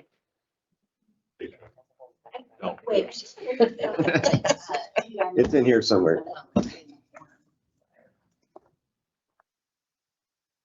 well, the Mold Assessment and Remediation Advisory Board, and it's the Commission of Texas, Commission of Licensing and Regulation. Yeah, I think it's for the occupational license. Yeah. And TDI issue. Yeah. I'd have to read the whole thing to get there, but Leave damage in. It's in the form. Yes, I agree. yes, for sure. Not in the statute, but it's in the form. And for consistency, since many of the other paragraphs above it start with if the property. If the and then property it is, mentions if the method, property, yeah. flow. I mean, I like it just like it is. Yeah, agreed. Okay, so are we leaving it alone? Right. We just need to teach them, just like we taught them about PIDs when they were all like, what? Here's what There's still a lot PID of is, questions on and- PIDs. Right, Still like, what? right. And so maybe more of the comments were based on the fact that people were unaware that this certificate even existed. And now they're like, oh, wait, we got to do what? Yep. I feel like if we put it in like it is, it'll become an educational piece. and it will be fine. Do we need to vote? Okay, so if Totally. it stays as is, I don't think we need to vote at this Stay point. as is. Yeah, Okay. we do. it's in the parking lot. In the parking lot, and we'll see how this goes in practice. We'll have 6 months of data to see if it. Nobody care about us later. Okay, so the next topic, sales price, I'm waiting for disclosures. Okay, so we can go to the disclosures in general. There was a lot of scattered comments on throughout the materials on the language, specifically in paragraph 6, related to the disclosures. And then some of these I've been lumping in this category on the FERPTA language. That's in there. There's several comments about FERPTA. And really just stuff about disclosures in general. But there was some concern about removing the references to individual addendums like we did to consistently have it just to remove the reference that states an addendum containing the notice promulgated by TREC or required by the parties must be added. And there was a couple spinoffs of that, but we took those things out and added a required notice section. Right. And then in that required notice, we instead of putting abbreviations, we spelled out it a little bit more by saying utility, water, drainage, and public improvement districts, and added a sentence that says seller's failure to provide applicable statutory notices may provide buyer with remedies or rights to terminate the contract.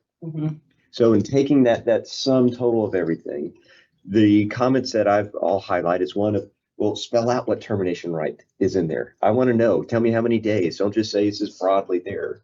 Well, on that one, these have specific termination rights and each one's different. We have never spelled it out, but some of them are really big. It's why we're highlighting it. To MUDs, if you don't provide it out before signing the contract, you have an out all the way through closing. By the way, we don't like how long your contract. Yes, yeah, there's a, but in a lot of these things, we want to change, right? And we are frustrated with, especially the MUD notice, that's out there and how to find the information, but we're bound by the legislature.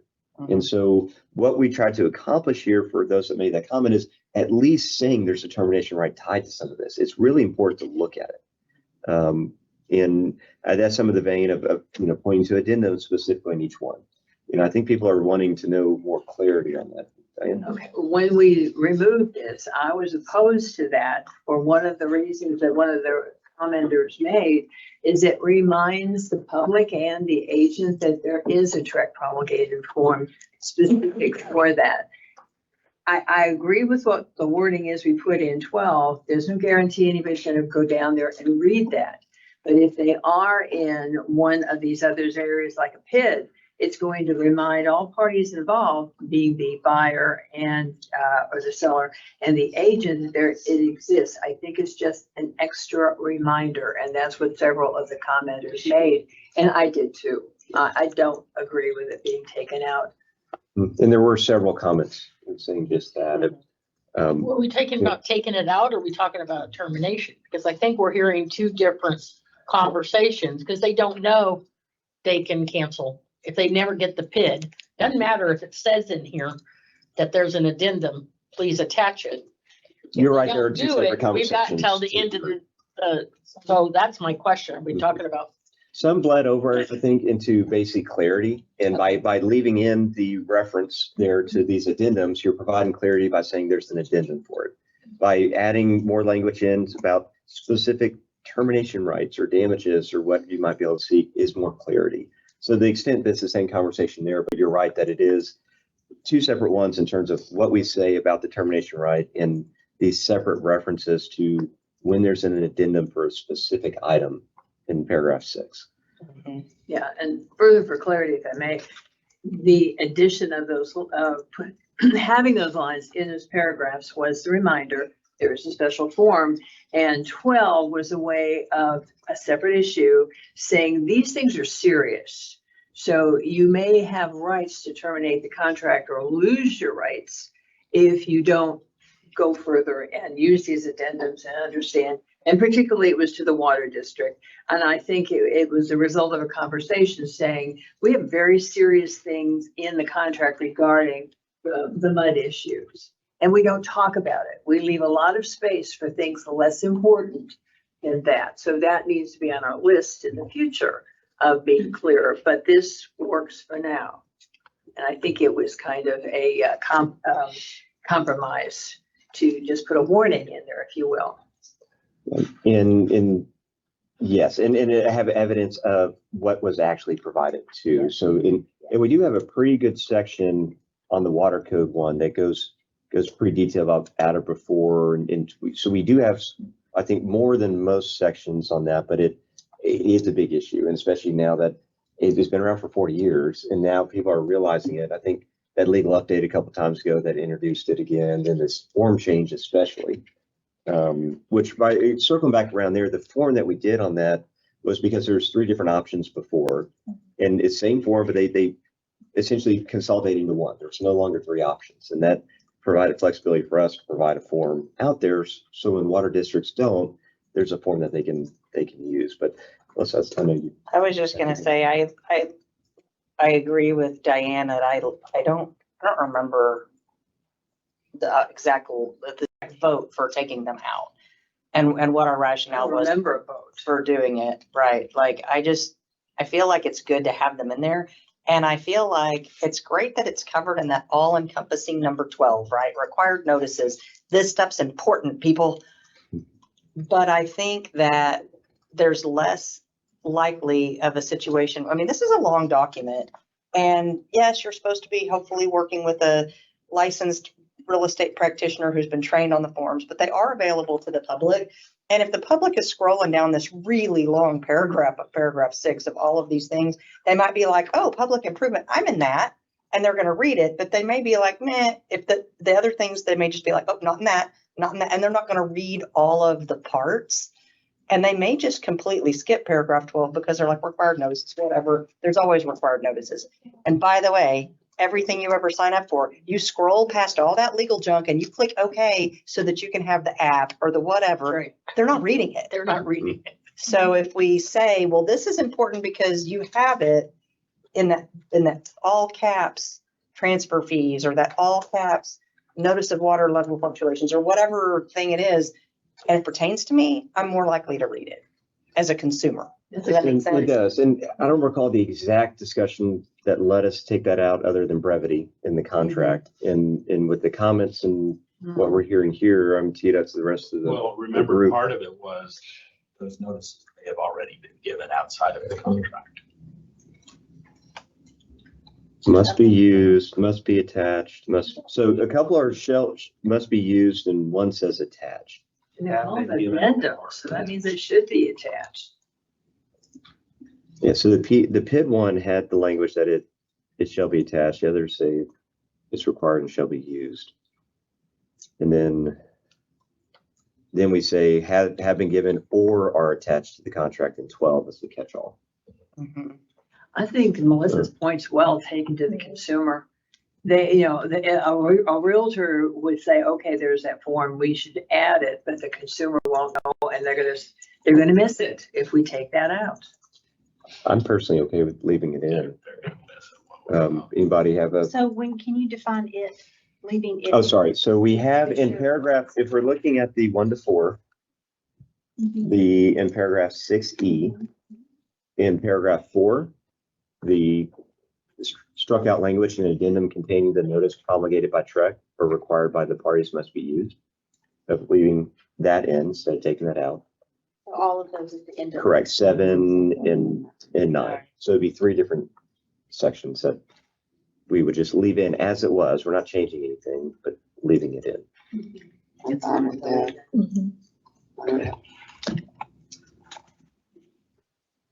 I would agree with that. Amen.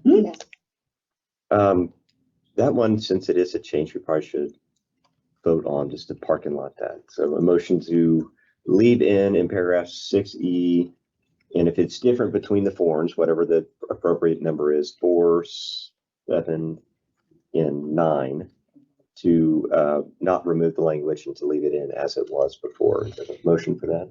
Diane? That's so much. Okay, all in favor, say aye. Aye. All against, say no. Okay. It is 12:07. Well, is lunch? Okay. So I think this meeting, we can wrap up fairly quickly, I think, but it's getting lunchtime and I'm getting hungry a little bit. Is everybody okay with taking a short lunch break? Yep. Okay, all right, so we'll break here at 12:07.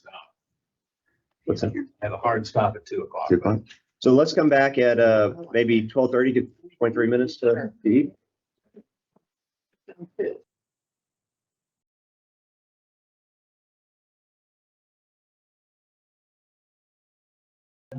We are starting now, so we're back on the record and I guess the video's on too up there. Okay, so we left off talking about disclosures and I have a few miscellaneous disclosure comments to bring up. Then the next couple have to do with the FERPTA affidavit. And there's the FERPTA affidavit paragraph in the contract. There are those that are wanting a deadline added to it of when the parties must provide it to the title company and wanting some clarity around that. And in underlying it is the frustration of where's the baseball bat that I can go make the other side comply with what they're supposed to do. From a very high level, if you are a foreign person under the act, in certain situations, and there's exemptions, you may have to provide a FERPTA affidavit or go secure a withholding certificate. And if you don't, the buyer is required to withhold or should withhold money back from closing. Not to get into specifics about it, but that's the general nature of the FERPTA Act. And it is a fairly, I say FERPTA, it does come up, right? It's not a little issue. And residential sales, there's exemptions that knock out a lot of deals that otherwise would fall within the statute. But when it does happen, there is a problem with some understanding that they have to provide the affidavit. And these comments are wanting us to say that more clearly, that they have to in some way. And may I also say that can be a very practical problem because the withholding is 10 or 15% of the gross sales. And the seller in some instances may have the property leaned up so that there isn't that equity there payable at closing to satisfy that. And so sometimes when they discover it at the last minute at the closing table, it can kill the deal. And then they try to, a lot of times try to come with creative ways to get around it, right? To let's have it escrowed over here with this person or that person and not actually pay the withholding, which then exposes the buyer, to not withholding the right amounts and a lot of different workarounds that just aren't legally permissible. There's also some title companies that are in the past, even though it's the buyer's role to make sure it gets paid, a lot of the title companies were paying. There are now title companies that are not going forth to pay. So it really is the buyer's role. And I don't think some of the buyers know that. And I think a lot look to title company as the expert in FERPTA and into your title, you'll direct us if we need to do something. That's ultimately not their responsibility at the end. Right. With all that said, does anybody have any thoughts on the paragraph or anything else that we can do other than highlighting it in a fairly specific way, right? We've now changed it from federal tax requirements for paragraph 20 to federal requirements because we have other additions that we made in Farm and Ranch to it. But our language highlights that they might need to provide an affidavit if they're a foreign person. If they do, that the buyer might have to withhold it, or I guess if they under certain situations. Doesn't the Texas Realtor Seller's Disclosure ask that question? The listing agreement. On the listing agreement, it says, is your seller a foreign person or not? So, yeah. And a couple of concerns I have here is one, it is a complicated law. There are exemptions. There are a lot of different fact patterns that can go into it. And so if we start diving into getting much more language than just notice, hey, this exists, you need to make sure you take action. Where do we draw the line? And at that point, but in the same vein, is there something that could make it more clear? And I personally don't have any suggested language here to do that, but it was raised several times. So I didn't know if anybody had thoughts on that? Just in have general or one. language? You know, one of them is sometime in the last, I don't know, I'm gonna call it 4 years. Mhm. We had a very deep Yeah, discussion about this and spent at least a meeting, and maybe 2 meetings and, right, and came up with this. So this has been, and nothing's changed in the law. This is just comments that are coming. And they do, I mean, people don't like it. I'm sorry, they don't like it. But as far as what this committee ought to do, I believe we've done it. And this is just, yeah. We- I think we don't we've control done the it. Fed. The only fix to address the concerns, and I'm not advocating this, I'm just throwing it out, would be to have a check the box as to whether the seller is or is not a warrantor. So you But- have that when the but contract. then, is then signed. you're putting the practitioner in the practitioner is the one that's filling out this form, this contract form. That's a bad thing. So Yeah. If So you I asked wouldn't me do to it. give you a definition of I think we foreign talked about it. person, I'd have Yeah. to hit the books and remember everything. It's not at all clear. Well, I think the checkbox also could open up our Mhm. sellers to their Yes. housing claims. Mm. Well, and you'll have people complain because Yeah. buyers are filling it out, sending it over, and they don't know what, I mean, we did that already. Yeah. In the, one where there's seller's disclosure built I into the think we leave it contract. at. If there's any, right, if it's any question, they gotta go talk to a lawyer. So that leads us into the next one, the check boxes. In paragraph 7, there's several comments on our seller disclosures, which I think we've gone through this one at length, why we did the check boxes. And there are 4 contracts that have sellers disclosures in them, which is the farm and ranch, the new home contracts, and the unapproved. Because in those transactions, sometimes you don't provide under 5AA to the property code, the formal seller's disclosure notice. And I don't see any new comments that we haven't discussed at length recently in terms of the logistical issues and checking the boxes. I would say if the goal was to bring it to people's attention, we did. We did. That absolutely was the driving factor of that. And we looked at whether there's an addendum or in there, and mission accomplished on that. It works. You are counting on the seller to check a box. What if they don't check a box? We're not doing a checkbox. Do you have a contract? If they fail to check any of the boxes? No disclosures made. Okay, I've done forms before for some of our certifications where they have to check is or is not. And then I put in the form, and if no box is checked, it means is not. But I think this works.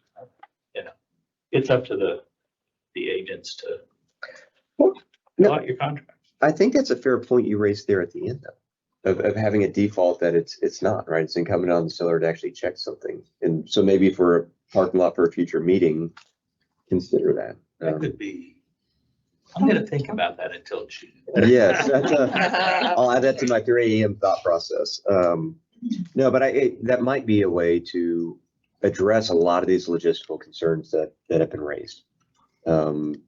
In a way that I actually don't recall us ever discussing that We particular did talk point. about that. Well, is any of this dressed like an MLS with this, kind of like on lines of the lead-based paint addendum? That you can actually download from that. You could. It is certainly allowed. So if you had that page up, for example, as a listing agent into your MLS, then I could take a look at that and then type the contract accordingly. Well, I understand a as lot the of buyer buyer, in MLS right now. What prohibits the buyer and the offer going in and checking is not aware, and then it forces the seller to move it. And that's the process that I believe should be. And then it forces the conversation at that point. They move it from a no to a yes. Well, we want that conversation to take place, and that buyer to then say, because of these flooding issues that cause material issues, do I really want this property, or do I need to ask more questions before going under contract? So I think logistically, that's where I always Is that what's would like happening? that. Is that what's happening on these right now? There's a lot of questions on that, and that's what I've been teaching. I don't have any data, but brokers, what are y'all seeing on if it comes in Is it coming in all check no's and sellers? Or blank. Coming in blank. And what are you doing? I see a lot where the buyer's agent calls the listing agent before they write the contract. And says, what's the information? What's, what all do I need to know here? Yeah. And then they fill it out correctly. And I Or they have- send it over blank and they just don't sign it. I have seen where a listing agent filled it in and like did a screenshot of it and just posted it. In So documents. These are the answers when you get there. That's what I've seen a lot of. Yeah. That's what I've seen. So we'll continue to monitor. I'm gonna have that percolate in the back of my head on that. Along with the choice of title company, and everything else they want in. So I can help. let's see. Statement should be added to paragraph 22 that SDNs, the on-site sewer facility, should not be listed. Let's see, et cetera. This is on page 165. Let me see what this comment was. This goes back to the project Ron and I never got down about the difference between notices and agreements and having put it in a paragraph. Let's see, make sure I don't butcher this. So this looks like it's the, let's make sure these frequencies, maybe the top comment on page 165 from Miss Jessica. Yeah, but she's saying she wants a checkbox for Texas Realtors form Other, for the addendum for regarding broker fees. I don't think we should have any checkbox for a non. I agree with that. Agreed. Well, don't we have one that says other? Yeah. Mhm. I mean, there you go. Yeah. There it is. Other words. I don't think that's something that needs to be part of the contract anyway. No. I mean, she can do it, but And let her broker deal with her. But she was polite. She said, there were several comments going on the ordering of the addendums and how they're listed. And I know that's come up in our past meetings as a point to look at. And whether it's alphabetical, whether it's as they appear in the actual contract itself, to then list them on the addendum page. As we've been adding, we've had that discussion roughly, at least an intro to it. But any thoughts on the best ordering to, really for clarity and My understanding? thoughts are that the disclosure, this is related enough to the disclosure committee, working group, that they should work on it. I mean, I don't think we should do it today, even reordering, even that. I agree with that. Maybe some initial thoughts on it, and then we can tee it off to if there are any. But I do think that's a I think good. we're gonna get complaints when if we reordered it in any way, we're gonna get more complaints. Somebody there were several comments that people wanted to hit them in order as they're going through the contract. So you On might get paragraph to 22. you might get to the addendum for coastal area property before you get to the third-party financing. And so they want them in that order that you would hit it in the contract, is one person's suggestion. And then one was alphabetical, And I right? So you can find it early. Moving easier. it, the bigger objection is gonna be everybody. It's not where it Yeah. used to be. So, but I think some working group, I don't think we ought to do it today. I think that is not a change that we should do, whether it's substantive or not. I just don't think we should do it today, and maybe a small group should look at it. I agree with SJ on that, and I look at this as when you organize PowerPoints or anything to make it simple and understandable. Everybody's gonna be a little bit different and take things a different way, and there's not any one perfect way to do that. But I don't know if we have an established, this is why we did it that way, to understand, we're capturing the best way for most. The thing when we talked about it last time was that we're just adding them to the bottom when a new one becomes available. Yes. Yeah. And so I don't know if that's what it's always been, Yeah. but that's definitely what it's been since, well, at least since we're fixture leases, but probably even before that, if I was to continue to. It's go been up like the that list. for at least 12 years. Yeah, so for at least 11 years. It's been. Yeah. I wouldn't be adverse to just putting them in like the most used are first. Yeah. Yeah, but my most used aren't necessarily your most used because of the You know. market. We Right. have third-party financing. That's probably, Well, that's first on the list. yeah, that's first on the list. For 1 to 4 family. Well, okay, so I'm in a market with a whole bunch of HOAs.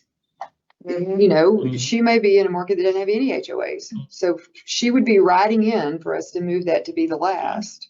Right. And I would be saying, I've got all cash buyers, make it first.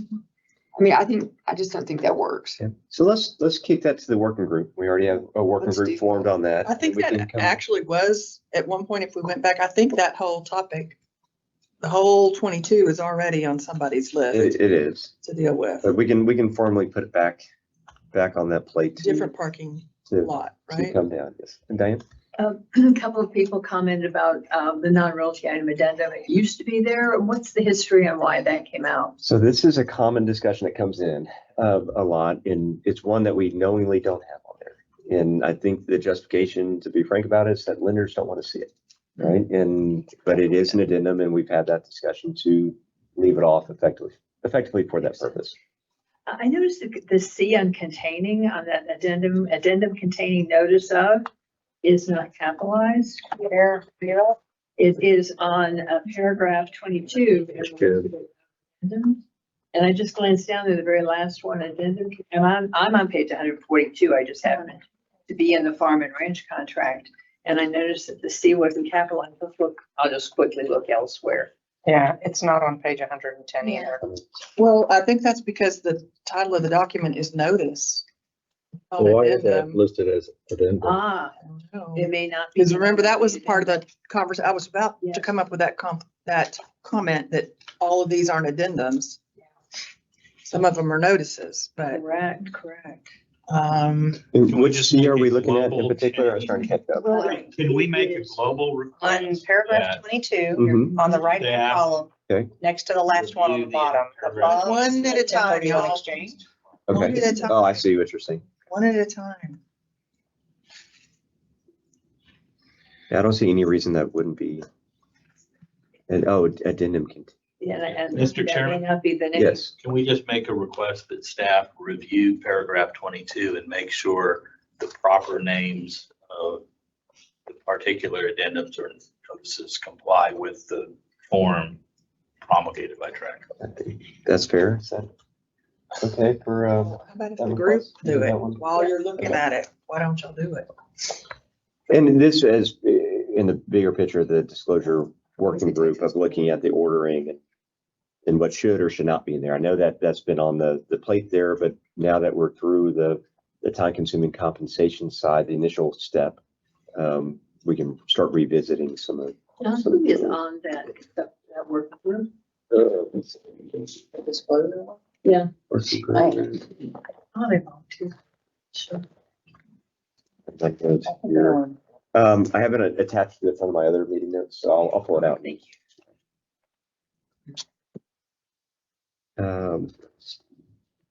So then the next one we have, let's see if we go to the miscellaneous comments. Any more on disclosures that? Want to? No, just, I want to make that the other, I'm remembering the conversation before, and we went to and looked at the list online on Trek's website of the contract addenda, but we also looked at the other forms. So like condo resale certificate. So just make sure that all that's looked at, if they ought to be included or not included. That was part of the original assignment, was should they all be on there? So if we go to my next bucket that I have on this agenda item, we'll be going through, and this really ties in agenda item 7 as well, I believe, on other additional comments received beyond just what we changed. But this is somebody thinks that escrow agents needs to be defined, not just capitalized. And I think we had a lengthy discussion on this particular point, that we're making sure it's accurate to be capitalized. But this is one of those 5%ers that is messed up all the time, but it's not causing issues. That doesn't mean we shouldn't change something, but it's almost arguably assisting some title companies in their practice with how it's misused. But it's a good point to raise. Agents put a person's name in no matter what you tell them because it uses agents. So it may be under, I think brokerages probably find it should be more than 5% of the error. Instead of putting the title company, they're putting a person's name, or they put the person's name in parenthetical because they think agent means a person. And I think it's much almost the majority of time it's misused. And then where the 5% comes on in terms of this, I think is it causing problems on the back end? Not as much as being misused, but the problems caused by it. And in the concern, I guess to step back, since this was brought up a lot, what do we mean by escrow agent versus title company? Right? There's two different terms used in our contracts: title company and escrow agent. Title company is not meant to be just the title company you're at, whether it's what we call direct operations, the Chicago's or Fidelity's that are the underwriter plus operating the title company. But then you have a lot of independent title companies out there that can write on multiple underwriters. And that may or may not be the escrow agent, but that's separate from the title company, which is what underwriter do you want to use? And from that underwriter, First American or Chicago, Fidelity, whatever branch, that's what's meant to go there. And then the escrow agent is who's holding the funds, right? Who's actually, could be a lawyer, could be a CPA, could be the direct operation title company. It could be an independent title agency that's out there. That's the escrow agent. And so the terms are confusing, especially with how most view it in terms of even agents. But if you look at buyers and sellers, getting them to understand these concepts under Texas Department of Insurance regulations and all that, I think it would add a lot of language to the contracts. It will be difficult to box in to truly explain and not causing the problems, right? It's wrong all the time, but not causing problems. I'm not sure we need to entertain again changing it at this It's an point, but- education matter. And it's in the legal 1 and 2 update right now where we're pretty specific that that's what we're teaching on right this minute. And maybe we just need to make sure that next update, we hit it again, because they can't just hear it once every 2 years. They need to, Yeah, it's gonna take some. they need to hear it more often than that. And they don't know what underwriter they I was about will to say, when they write how do you- paperwork anyway. I mean, it's always been, Do they I mean, care? even for the people who understood what the blanks meant, it's always been challenging because you don't know. Yeah. And it should come from the buyer in that case, right? Or what underwriter do they want to use? And I would be hard pressed to find many residential buyers, right? Would know. I would Or is it- see or- best case scenario, somebody knows which title escrow agent they want to use and they call them and say, who's the underwriter? Right.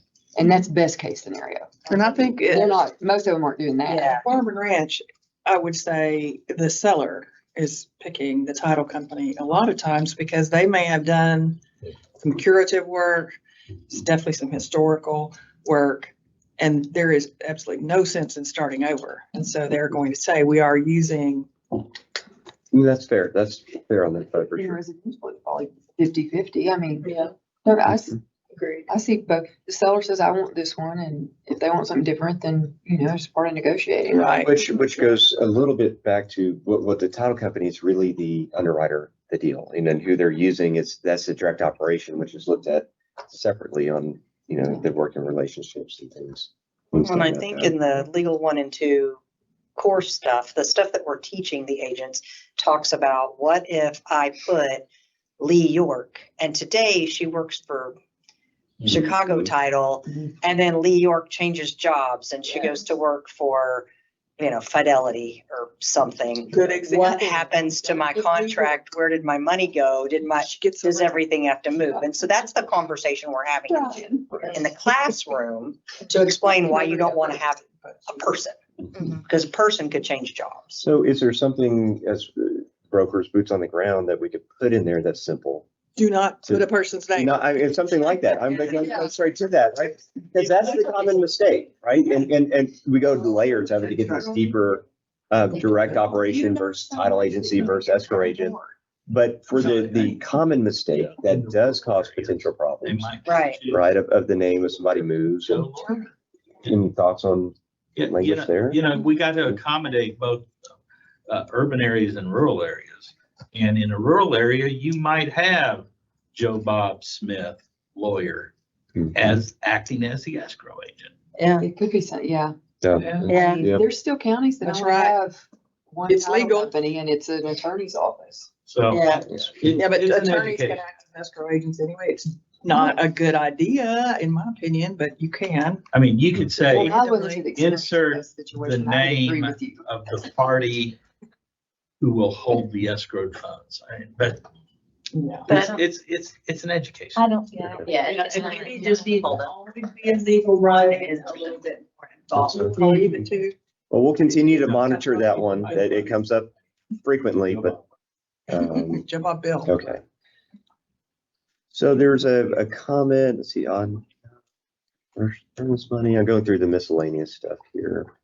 Okay, so the change to the third-party financing addendum. If it doesn't, there's a few comments that they did not think that we should include the new requirement that we do in our doc. That right now in paragraph 2A, which is the buyer approval section, we added a requirement essentially to match what's already in 2B, property approval, to require the buyer to provide some written documentation from their lender. We don't say what type or what nature, some written documentation setting forth the reasons for denial. Yes. But there were a couple comments on that. And I took the comment as the agents didn't want to make things harder on their buyers. But that's not the issue we're addressing. The problem of people using this as an unlimited option. Yeah. Right? And saying, oh, I didn't get approved, but I But can't, I don't have to show you anything to prove it. I don't think we deviate from what we're doing. No, and I've had people who did not take the time to submit comments, say it's about time that there is written proof and it's not the client saying, oh gee, I can't get my demand. Right. Yeah, just because they found another. And that's such a frustrating thing that happens all the I time. feel for the buyer who has a mortgage broker that won't return their call. And that's the big concern. But you know what? It was in your control to select what mortgage broker you were Yeah, wanting. you can ask for an amendment if you need an extension. Well, and I think there were comments in there from people that said, thank God, we're finally doing something for the sellers here. Yeah, there's a lot that's in like it. Yeah. Yep. So sure, somebody did put in there, I use this successfully to get my buyers out of stuff. But I think that's why we're doing it. Yep. Thanks for the comment. Okay. Yeah. So let's see. And this is, I have to point this one out because I've always was beaten the other way. Somebody wants to take before and change it to prior in terms of the use of technology. We always say as lawyers, nobody understands prior. You go into deposition and say prior to this date, and they look at you with a blank stare a lot of the time, as opposed to the more simple term before. So I just highlight that because I thought it was funny There we are, trying to write more simple language. yeah, and they want to go back to Somebody. lawyer language. That person needs to be a lawyer, whoever it is, because that's what we get stuck on. That's the title guy. That's what's that? Yeah, that was really long. So that was at the end of the, Understand it. there's multiple different examples Yeah. there, Don't in explain that it. particular one. Yeah. So there's a comment about wanting to remove the as-is clause altogether, that sellers don't understand and just focus on the words. And I agreed that sellers, in the context of residential real estate under the law, as-is doesn't necessarily mean as-is. And so this as-is line on what still allows a cause of action afterwards and what doesn't is shifting. There's not a black and white rule. They look at the courts look at. But lots of exceptions. Yes, maybe. the sophistication of the parties, whether it's an unqualified representation that gets out of that, or say all these different things that I think generally having the as is and you add in the whatever repairs is good, right? And to have that finality, that definite thing to remove issues.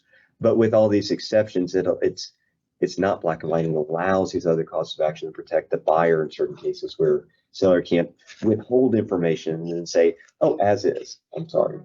So I think it provides the sometimes frustrating but necessary flexibility as drafted. Well, but it's drafted fine, and you can tell by the rest of the comment, by the commenters, that this was. She gets it, and this is just, it's hard because the market's hot. And that comment's on 166, if anybody wants to look at it further. Let's see, blanks. There was one comment requesting us to remove the blanks for attorneys to contracts in paragraph 23. So there's not attorneys listed there.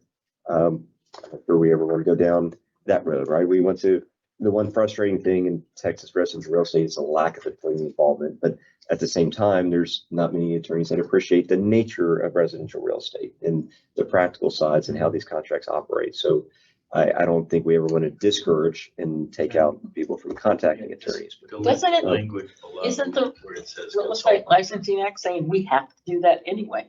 Not that you have to have an attorney, but as an agent, I have to suggest if you have any doubts. And this one was Yeah, more of the that's right. contact This is- information saying in the contracts, I took the implication, the contract's so long already, let's just take this out because it's never used. And You know what though? It does get That's used. not the comment. It- It does get He used. says he says take out the blanks, but you put that information. And I mean, I've not used it. I'm in half of them. Right. But I've used it Mhm. and I will use it again. I think we leave it. Yep. Well, from a practical standpoint, many a title company or the other side will not include the lawyer in communications unless you're on there. And so I always insist, if I'm in the deal from the beginning, that I am, on there. And if I come in later, I have to write the title company and usually have my client copied and confirm, it's we- essentially filing a letter of representation. So it should be in there, but he's confused. I mean, this last comment, the explanation that this format is a product of the combined efforts of the TREC appointed committee of both brokers and lawyers for the benefit and confidence of Texas consumers. With all due respect to the world out there, the brokers on this committee are not the brokers to the world or the brokers to every consumer in Texas or the lawyer to every real estate broker in Texas. That's not what this means. We're helping, but yeah, they need their own attorney. They need to be on there. Thanks, Miss. And I appreciate people are looking at this again though, and sending things in, and it never hurts to have the discussion because that person has that question, probably others do as well. Encourage comments. We do, and We do and encourage they came out in force this time, which is great to see. There's a couple potential typos and extra commas that people brought up. One was in the fixture lease addendum. A person believes that lessee needs to be changed to lessor. And this is a comment on page 169. I thought it was correct as written, but I want to make sure I'm not the only one that believes it's correct. And the lease addendum is on page, I don't think we have it in We our don't have materials it. We actually. have it in our material. That's a Read the deferral comment. for another time. I went and looked at it when I read the comment. Which And one? I agree with you. I thought Okay. it was right. Fixture? Okay, so unless somebody saw Two after separately one. looking at it, we'll go on there. There was a comment about an extra comma in the natural resource reference in the farm and ranch contract, I believe. If we look at the beginning.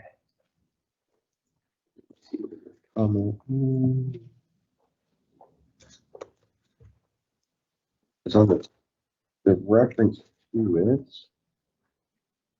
In the natural resource leases, Yes, let me find the actual comment. I just had it in front of me. it's on page 2 of that document and materials, I don't know yet. This is one where I thought it was correct as well, but for such a simple change, make sure I wasn't missing something. Yeah. There's a space, there is a big space that has to be taken out between A and a party. A and party. Page or what page? I don't know. See, so 6, and it's actually poorly worded. Let's see. No, and I found the actual comment. The comment's on page 28 of the materials, and it says 6E4 has been poorly worded due to the unnecessary inclusion of a comma after natural resources code. Sorry, I thought it was in the lease section. Oh, is this gonna be an Oxford comma battle? I don't think so on this one, but we know the answer The to ever answer an to that Oxford is comma.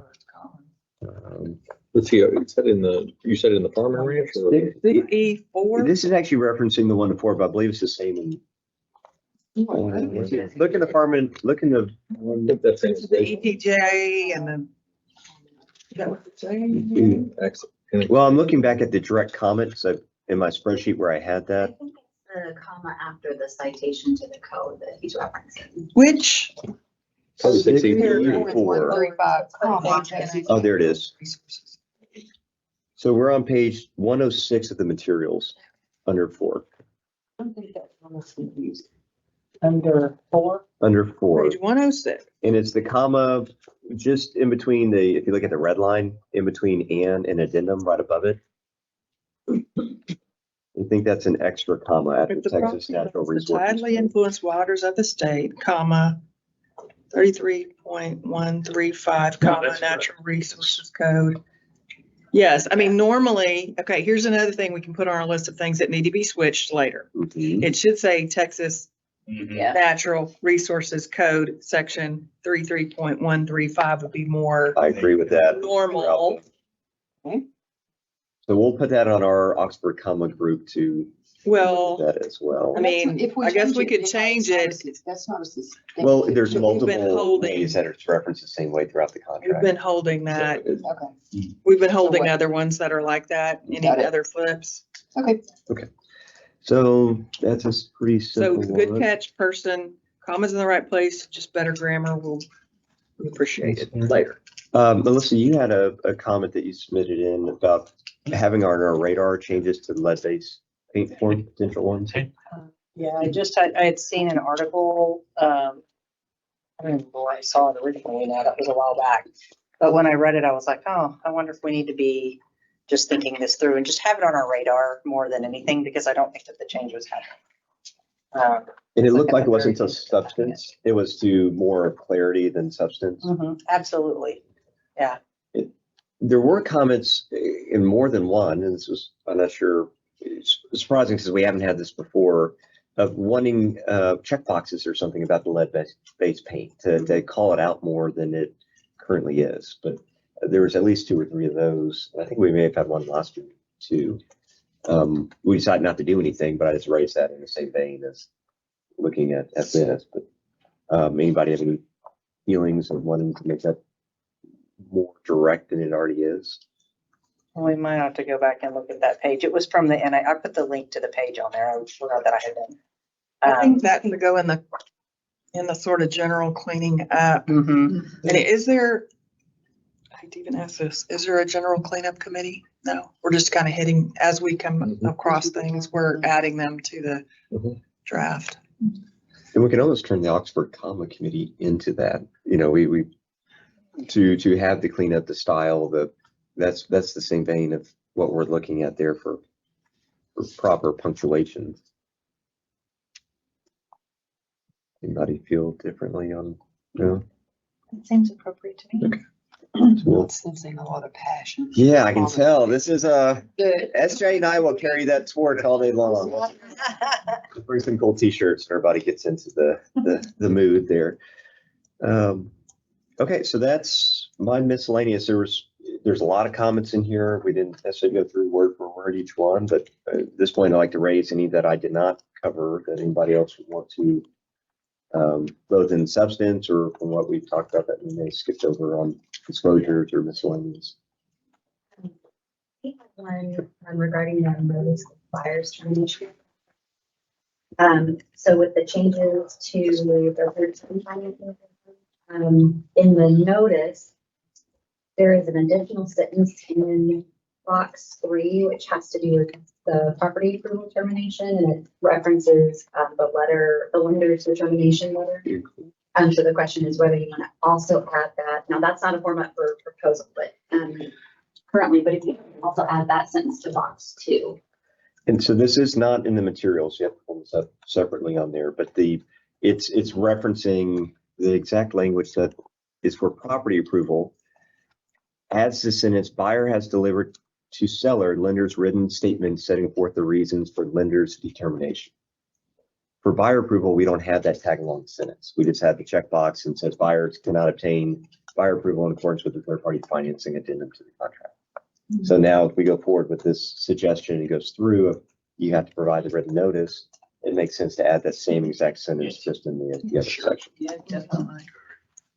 Well, why don't you just, Timing beyond that. why don't you just put a checkbox between property and buyer approval right before the word approval? Can you say it one more time? I didn't. So in 3, the property does not satisfy property approval in accordance with their plan. Could you say property, checkbox, property approval, checkbox, buyer approval? Oh, and then get rid of 2. Hmm. 2 is a separate I'd buyer break- approval. We have hard enough time educating the difference between buyer approval and property approval. That they are 2 separate Okay, things. I would- you're still I would- checking 2 different I'd boxes. vote for keeping them separate, That's fine. but I do like the idea of adding that sentence. I think we go ahead and make that formal recommendation Yeah. to do that. Would you agree that that's non-substantive, since we are making the change? No, the form's not up. Form is not. Uh, up, so it's- Oh. So it's not gonna We happen. wanted to Got it. recommend it for proposal at no. Got it, got it. meeting we could. But shouldn't, if we're gonna,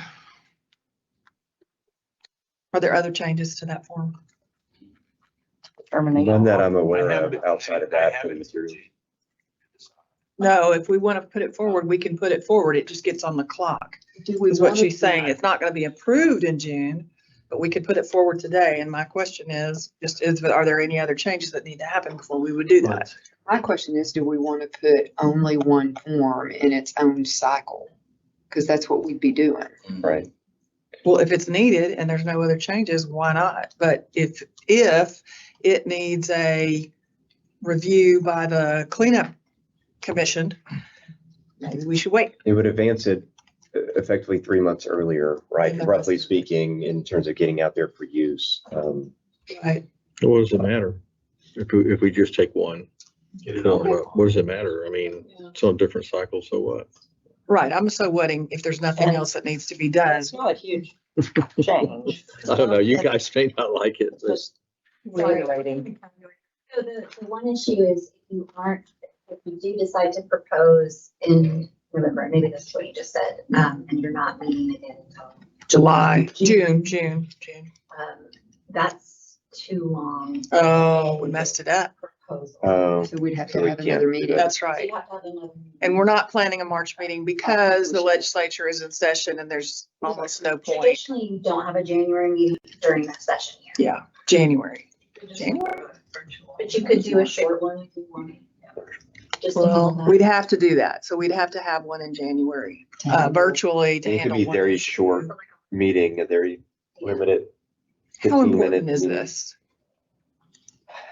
I think if the contract goes out, if having, it just reinforces the requirements there. Let me step back. The requirements in the contract to provide the notice. Mhm. And it's whether when they provide this form, you had that statement there to make it logistically easier to understand, you need to attach it.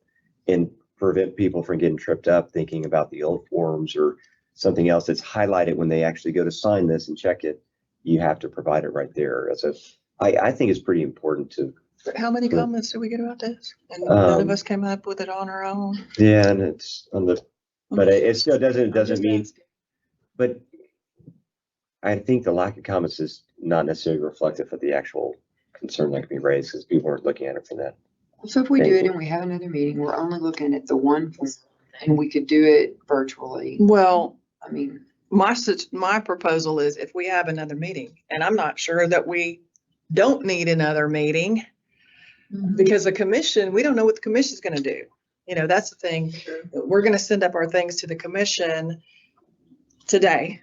And the commission may say, great, but it's also just as possible, they may say, this needs more work. I think, and I'm jumping ahead in the agenda, sorry about that, but I think we ought to plan on a January meeting, and then if we don't need it, fine. Or we need to make it and we'd all have to agree to make it a limited agenda to only vote on this one thing or whatever. But I think we ought to plan on a meeting and maybe just have it remote on purpose or, I don't know. And the one thing that leads me to go on SJ's thought beyond just that is we have a lot that we need to go over. And especially if it's a busy legislative session, then we're gonna have a lot to deal from the legislature where we can do some intermediate work That's on right. some of these other items. And that's a long break. I feel like we overrode that rule in the past too. I feel like we did it. We did. You know, and not to just go on about sad things, but remember last year, was it 3 special sessions or 4? 4 special sessions. So we can't stop work. Okay, so let's think about that. We'll circle back Yeah. at that quickly at the end. Well, So I so- could make a motion to put Then I'd this go in, forward. in Yeah, second, yes. the language there. So do I have a motion to add the language as Yeah. we discussed? Did it? Second. Everybody in favor, aye? Okay. Against? At least vote, at least. All right. Well, if it sits out there too long, it just expires and then we have to resubmit, right? Yeah. So what's the harm of sending it up, even if we don't meet? Right. And I think we'll go to this thing of We're gonna planning meet, meet for yeah. these other issues. Do we have to have a Plan meeting for quorum January. to act? And we're 13. So 7 people have to have their themselves on the deal. On the, Surely for we the can do follow-up that. meeting. We can do that. Well, especially we'd make it a broader meeting to tackle these other Yeah. issues. Good housekeeping. So I have another one that came up Sure. and I didn't send it ahead of time. But at the Texas Realtors Conference, we had a really great panel of amazing speakers that came and spoke to everyone with our attorney panel. And they were writing in comments and questions and sending them up to be discussed. And one of them we filtered out and they just handed it to me and they were like, take this to broker lawyer. So here is the concern. Has the broker lawyer committee considered adding a must be under contract by section or paragraph to the addendum for sale of other property by buyer in a contingency situation? So in the contingency form, it has must receive the proceeds by. And the question that came up at the Texas Realtors Conference was, should we also say they need to be under contract by? I don't know that we want to Who's take that comment from, I'm gonna for one say- thing, and Say who's that it again? from? Who's that comment from? I don't know the answer to that. People were in the crowd were filling out They did it where notes they had and to. sending them in and it came through and we were filtering them so that we could clump a whole bunch of them together to give to the attorneys and this was just separate. So not at this table, but I have been in discussions about that topic before and why they might want that and all that. So I get it. I understand the question, but I think the answer is no. I mean, I think when you talk it through, it just doesn't work. It doesn't make sense to put that requirement on. Sure. There was a corollary comment put that we didn't discuss. It was one spot at one that they wanted a confirmation an offer had been received, right? That all these offers, make sure, because sellers may not be informed of every offer that comes in. So having some requirements, they note it, which I know is different from what that comment is, but it ties into. Right, same concept. And I'm not advocating for it.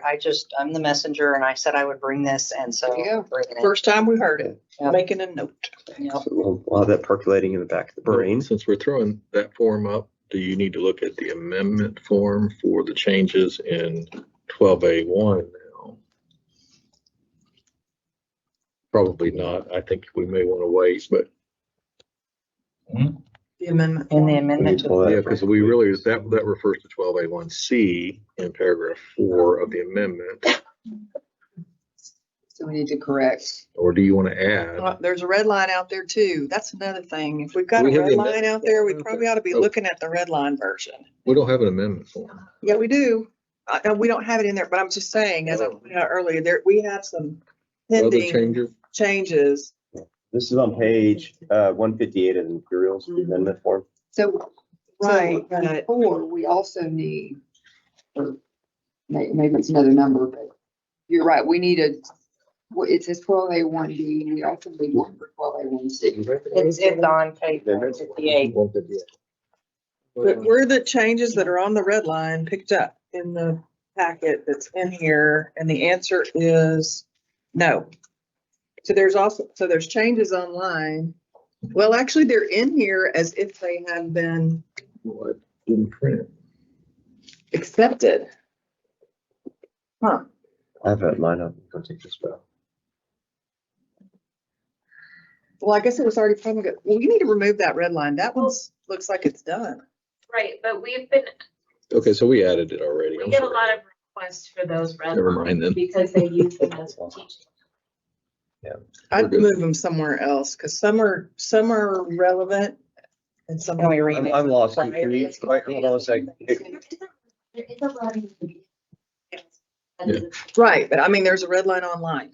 It's And different. this one is not, that red line is dead because those changes have been accepted because this form was amended in 2023. They're two separate things. So the one that you're looking at in the contract is the old, just how we got to the current Yes, version out there. yes. And the other one involves some more.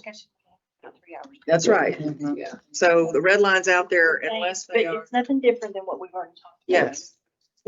But it is different Oh, slightly because the red line for this one is dead. Does that make sense? It's already been accepted. Not this, not the one that's in our packet one. No, not talking about the packet, what's online. The one that's online, yeah.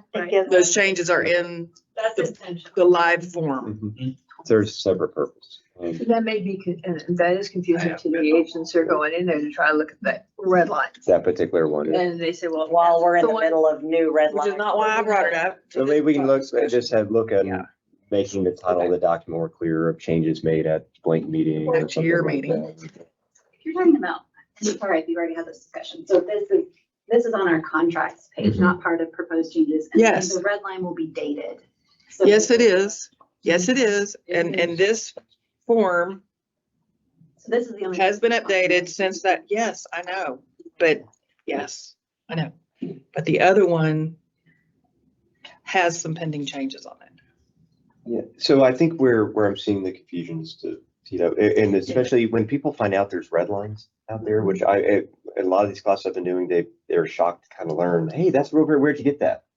And online and I always, when I'm saying Google rules and laws, strict rules and laws, Yeah, it takes you to the I'd like page it that have to be you know, only these there. changes that we're contemplating. I'd like it to be only there. When they just go to the contract that they do a different way, I can see them picking up that and thinking that maybe that's the red line. Because I think it's a fairly new concept to a lot of people that these red lines exist.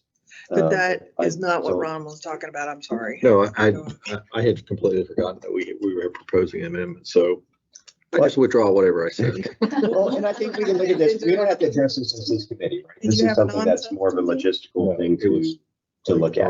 And Okay. in my mind, it makes it perfect sense. We need both versions and they need to be out there and we can look at how to make that, to reduce confusion to the extent there is the confusion out But there. what was your So we're- change gonna so be we're about? okay with page 158. Oh, it's already in there. It's right. Yeah. Yeah, so Ron's change Now is I got already it. in there. Right, right. It's already in there. Yeah. Okay, just making sure, because I was like, Okay, no, I right. like page 158. Sorry, I just don't want y'all to leave too early. Right, right. The change, It's in there. That's what he It's in wanted in there. but the And it's already in- 12A1C, Is number 5. oh, duh, okay, thank you. I just didn't read far enough, thank you, because that's what I was gonna suggest. Good Y'all are job, both y'all. right. Good job, y'all. Yeah. All right. That's So- that's what I was gonna say. Apparently, we all have really bad memories. And we really don't have to wait until June or we're not gonna remember why. The next one, let's see, discussion. So we did agenda item 5. We discussion possible action regarding deferred comment and recommendations from the committee members concerning possible changes to contract forms. We did that. And we deferred some more for our next meeting. Number 7, discussion possible action regarding comments received on contract forms since the last meeting. We have this one from Melissa. Any others on that before we? No, okay. So recent court cases, Ron sent in several recent court cases. If you want to, I didn't see those in the packet. That is- Were they in the? no, they weren't, okay. No, they weren't in the packet, I don't think. No. Yeah, they were FYI. Oh, okay. So And there weren't any direct, like on our contracts or more related issues that tie into the contracts. for the last one I sent concerning I think it was the best efforts language out of the financing addendum, which doesn't change anything that we need to do, but it's a nice case to look at for what constitutes best efforts. And we hadn't had a best efforts case in, I don't think, over 30 years. And so this one detailed a whole bunch of things that the buyer had done to make reasonable efforts or best efforts to comply with trying to get the financing. And so then it turned into attorney's fees case. So. Well, did it change the definition of best effort? No, it's a fact pattern Okay, where the court concludes, based on these facts, he used whatever it is. he did use, Best effort for reasonable efforts. What does it say? Oh, yes, thank you. Every reasonable effort. He said, I thought that. right, and every reasonable effort Okay. I, is, in my opinion, more reasonable for this, because best efforts means every effort. Yeah. You get the case sites for you. Whether it's reasonable or not, you have to make every effort. It was, We have Do the we right need to look thing. at our- Yeah, there's a couple, Yeah. there's another activity we were reminded of that Oh. I was going to address this for our next meeting. Let's just try to find this case sites for everybody. I don't know. Yeah. Here they are. Sometimes somebody's getting it. Okay, so the case sites, the three cases we looked at, the first one is MVP Fort Worth Taylor LLC versus Roy. And that's cause number 02-23-00060-CB. And that's out of what court was this? The Fort Worth Court of Appeals. Court 2. The next one Oh. is the same thing. This is Reagan. Looks like that is Reagan National. It's messed up at the top of my page. Reagan National versus Carolyn Pfeiffer. Sign, that sign. yeah, it is. Number 07-24-00129-CB. And this is out of the Amarillo Court of Appeals. What's it about? Can't remember. It's the, Um, was it the, oh, it was the, Right of first. refusal. Yeah, it was like, here's why we don't like those. Yeah, right of first offer. Right of first Yeah. offer. Rofo, not Rofer. The If I have time. last one is Rockov, ROCKOV dash Medina versus Pargai, I think PARGHI. Number 09-22-00091-CB.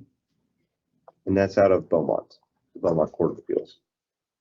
What's that about? And attorney's fees case, but that's the, Best efforts. yes, best effort one.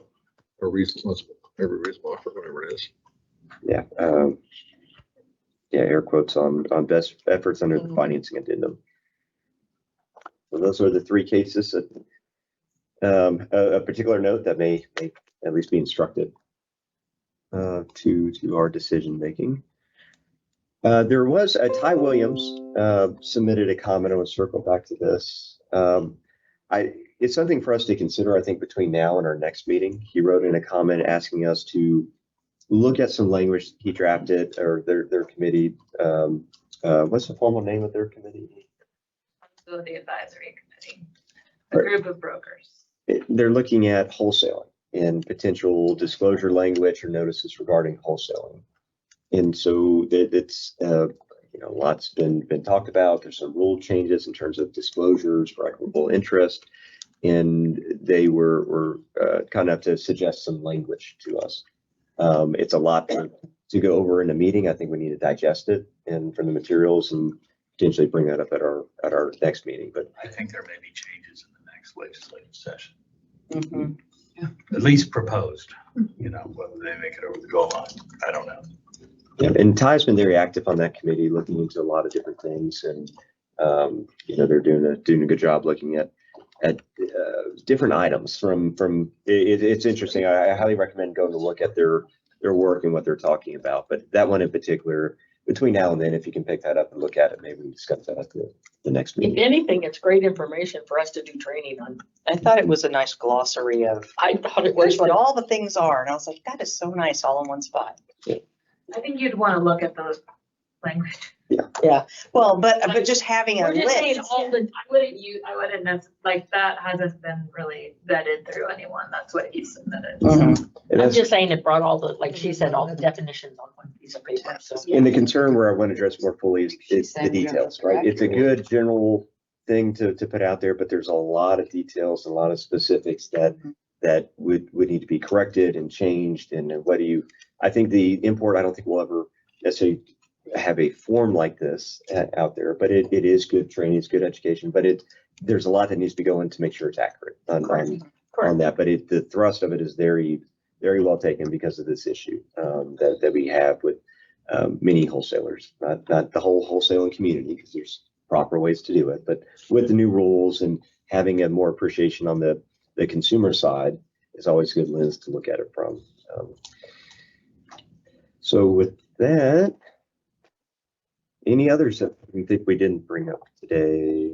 Last call. Okay, so the recent court cases, future agenda items. I do think, especially in light of SJ's comments and all these deferred comments we have, it would be good to meet before the June 13th date. But if we start with June 13th, that's pretty far away. But did anybody have any conflicts on that date? Is that okay to? On June 13th. I may win the lottery. June, yeah, so the legislative sessions from January 14th through June 2nd. And so we have if we schedule our meeting, that'd be, less than 2 weeks after the session ends. There might be, of course, special sessions afterwards, but then we have a pretty quick meeting after that, a month later, roughly, to address anything else before the commission meeting.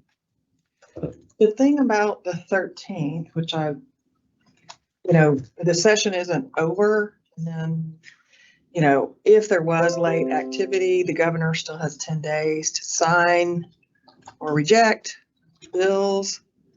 So I'll probably go farther than that, but especially if we're going to have an earlier meeting, that's my only big comment. Maybe It's far out for me to know, but I planned on doing something. Wife wants to do something that second week of June next year because I never do anything. So 20th would be better for me, but I don't want to hold up this party. If I was going to push it, I'd probably push it to the 27th because of the 10 days. But I don't know that it really matters. I'm just, we're guesstimating things here, but. Why wouldn't we move June up and keep the July meeting in lieu of the? Because we need one right after the session, and we might need one after I'm sure it's timed on the the commission's meeting, isn't it? Or is that the July meeting? That's the July. July. And so I think the 10 days may be encompassed there. If it ends on the 2nd and we're on the 13th, that's a 10-day period, right? So we would know by that time, at least for the regular I thought it session. was ending on the 14th. It ends on June 2nd. Okay. It starts on January 14th. Yeah. Okay. Well, then that is 10 days. Right. Okay. There you go. So I'll take that back. And Tony, give me your wife's contact info. I'll send her flowers. Or call. No. I do that for fun anyway, see how it goes. Yeah. That'll give me an excuse. I'll be like, what the? I knew it. I have an out. Oh, man. Contractual outs here. That's right. So as a committee, we will send flowers. So let's plan on June 13th, and we can look at, that's the earliest date, and we can maybe take it by June 13th. Right? June 13th. Yes, June 13th. We can do the 12th on Thursday. Hey, we're gonna have a July one too? Yeah, yes. Because that's leading up to the. What is the Meeting. What is the tentative for July? July 11th is the tentative for July. Fine. And we will need to, that's one in particular, because of terms and such, that we would like to get together the night before as a committee. So for the October one? for the July. For the July. The night of the 10th. The night of the 10th, correct. And now we're gonna look at January. Is it January? then We need to, what's our deadline in January to be timely with the commission? No, sorry. Wow. Has to be a surveyor or an engineer. Definitely not a doctor. Sorry, I'm making y'all do math. Time and math. When you get on time and date?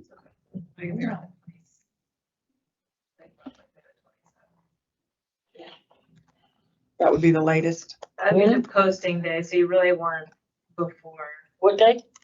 So like the week, before the 27th. So yeah, so So that, it'd actually be the 20, well, wait, you said the 11th. well, it's the 10th and 11th.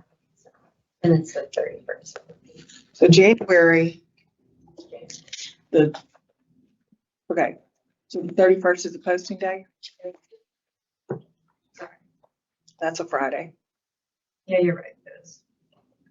So we could do the 24th or the 17th or the 10th? I will say like the earlier is better to the extent there will be any changes going forward. Right. Because we've got to get them. So the 10th or the 17th is what you like better? Yeah. I can't do the 17th. Not that that should stop you. Do we have to I pick can't. flowers? No, not at all. If that's a new thing, y'all owe me for last. Send dog treats for the pups. But we can, I mean. The 10th is fine. The 10th is fine on my calendar. Sure.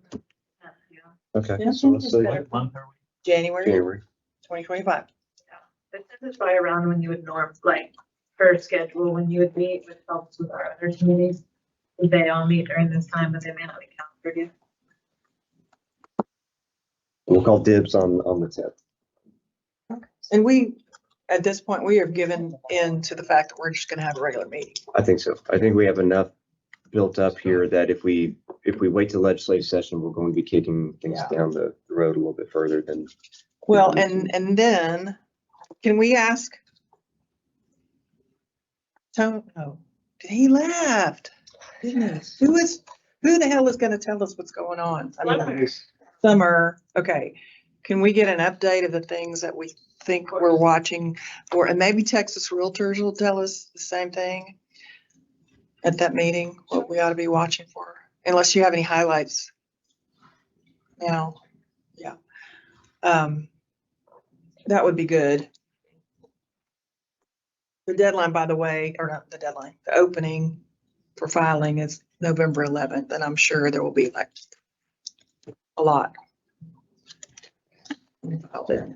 If you're a legislative geek. So going to the next item, did we approve the minutes last time or do we need to? We can do it now if you want. Or from the October meeting? I think we approved that, right? Because we had to push it forward. we?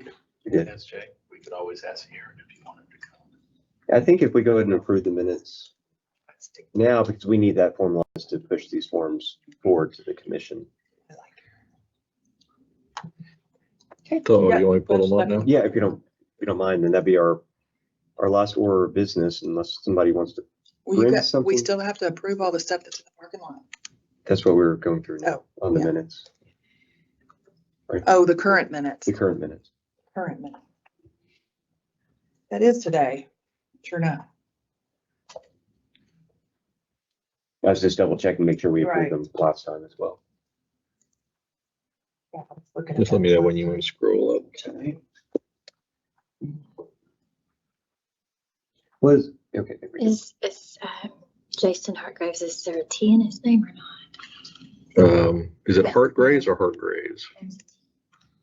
And Candy Cook and, or is this just members? Candy. I didn't get everybody's. I can add them here if you I want. think there's a sign in Yeah, Yeah. list. There's, I don't have to put them in the minutes necessarily. I think if they're here person, we have been. we have. So it's the only two that I'm aware of that. I haven't been They were- consistent. If there've been a lot of people, I have not been putting them. Yeah, okay. There's Kelsey. And I got Kelsey's on there I already. got Kelsey. I So can it's just Candy and Kirsten. Kirsten, Kirsten Crawford and Candy Cook. floppy handwriting, sorry. Cook and the other is, I think maybe Candace. Is that K-I-E-R-S-T? It's Kirsten, yes. K, K-I-E-R-S-T-E-N.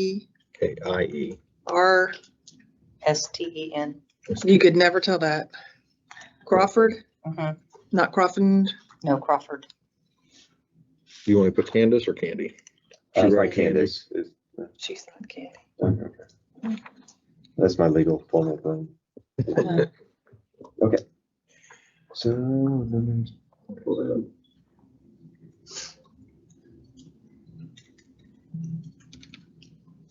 So is this true to say we are essentially not changing any of the changes that are in the package. No, we changed. We removed, few. yeah, a few items. That's Just what we very need to make few. sure we go over. But, and did we look at every single change? We did, because comments on every single change. Did we vote on pushing forward that? Yes, we did. Yeah, because Lee speaks. Removal of paragraph E. No, pushing forward. Yeah, pushing forward the. Bless you.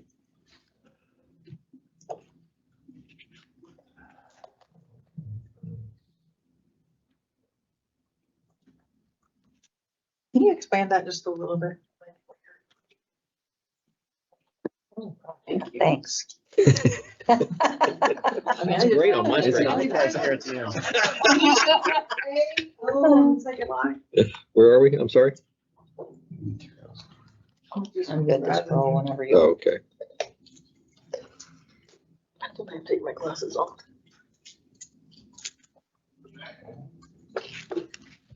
Go up, everybody ready? Yep. Okay.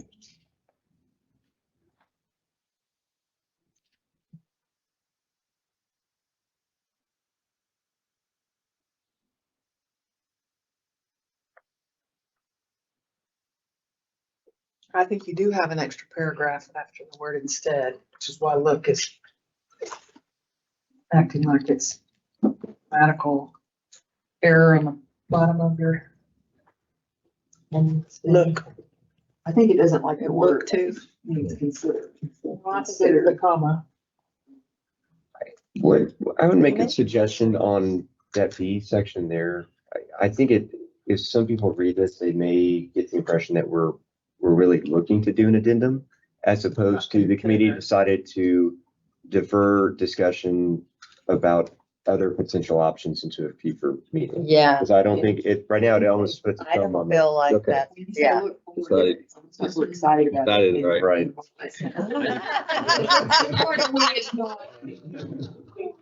At least until after. So you want me to say decided to defer discussion? on to continue, maybe continue discussion on other possible solution or other possible options to the next meeting. I want you to. Something that's not saying one way or the other, because it truly is all on the table. But we didn't go any further today to say what might be advisable, not other than stating our individual positions or thoughts, current thoughts. I think what the committee decided, that means it was unanimous. So in C, I'm gonna ask that you state that I voted against that.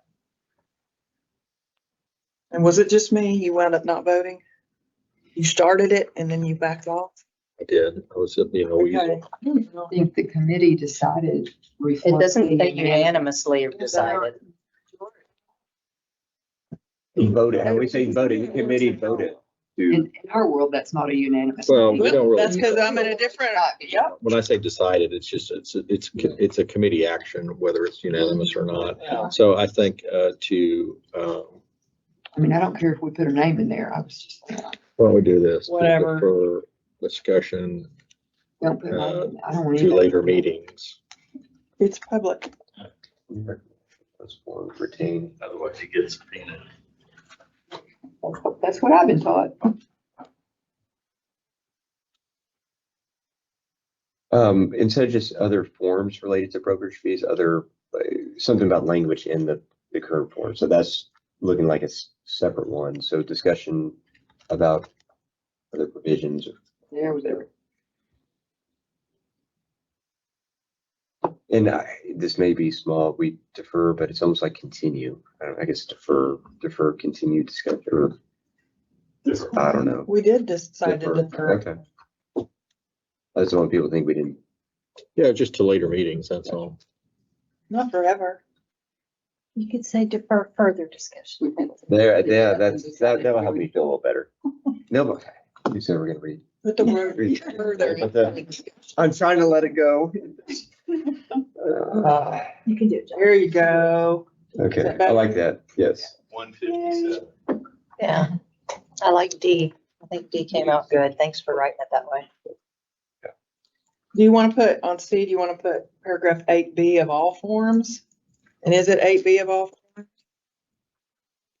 Oh, You know what I mean? smart. We're talking about a It bunch. is all, it is all. Okay.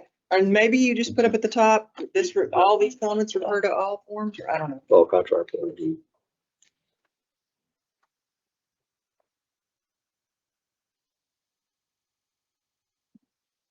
Yeah, because is that the case on yours too? It's for all contracts? Well, it already says proposed forms, I don't think you need that. the proposed, Okay, that's fine. yeah, proposed. Oh, There you go. that's smart. Yeah. I like that better. As well now. No.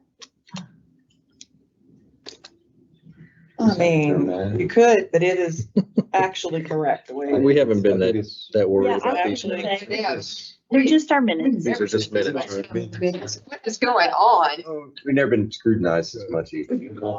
This is more or less the legislative history of these forms, because there is no other. And it should exist, frankly, I think. It's helpful. As is means as is. See, we just reaffirmed it. Is everybody good with D? When I saw it, Okay. it was like PTSD, I know. because I remember my first broken lawyer was Okay. discussing the definition of assets.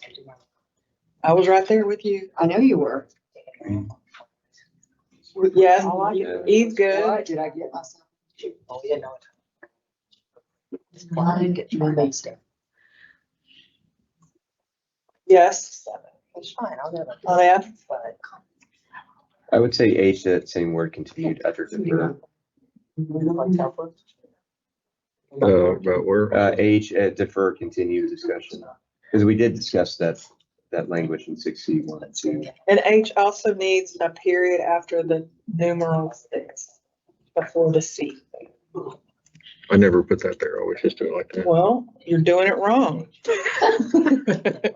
Everything we've ever written is always like that.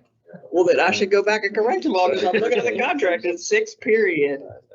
C, it's actually C period. I know, but that. Okay, that's Fine, good. and do what I'm you good want, with be consistent. I, If it's- J, Be wrong. Pick your battles as Shay. I see it, consistent. I'll know. Consistency is important. Okay, that's good. Do we need to add to K that to push that to the commission for? Yeah, I was gonna ask about that. So do we want a committee recommends a form? Yes. Is that our language Mhm. over there?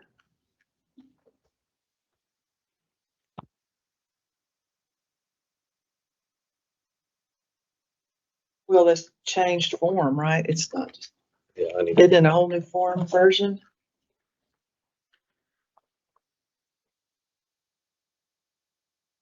Well, I guess it becomes a new form when they Yeah. approve it, so.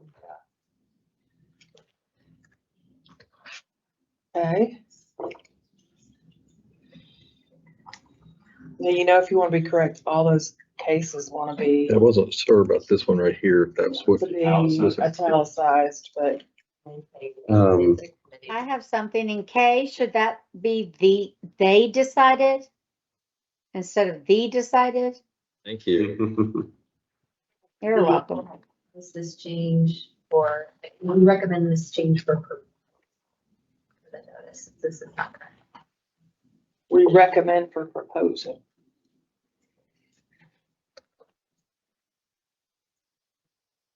So would, this changed in the form to the commission for,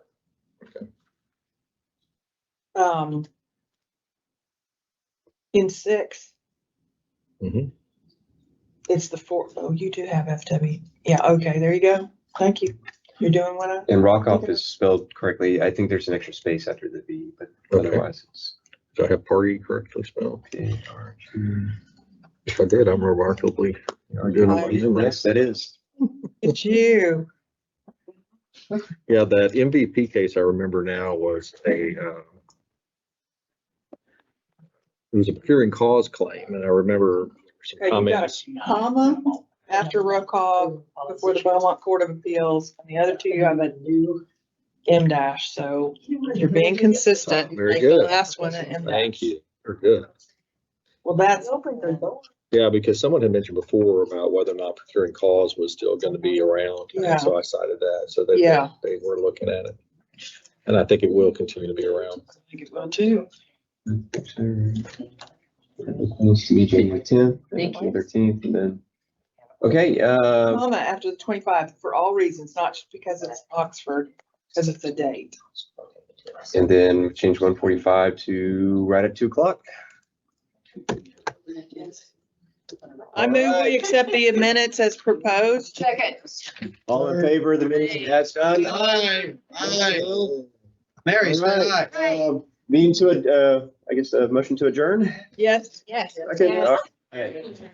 Well, Good job, cheers. So, Ron, yeah. Oh, yeah. Wow. you remember? Wow. To the office and they'll go, what? That just gets me. Pardon me? See you next I need to do some shopping on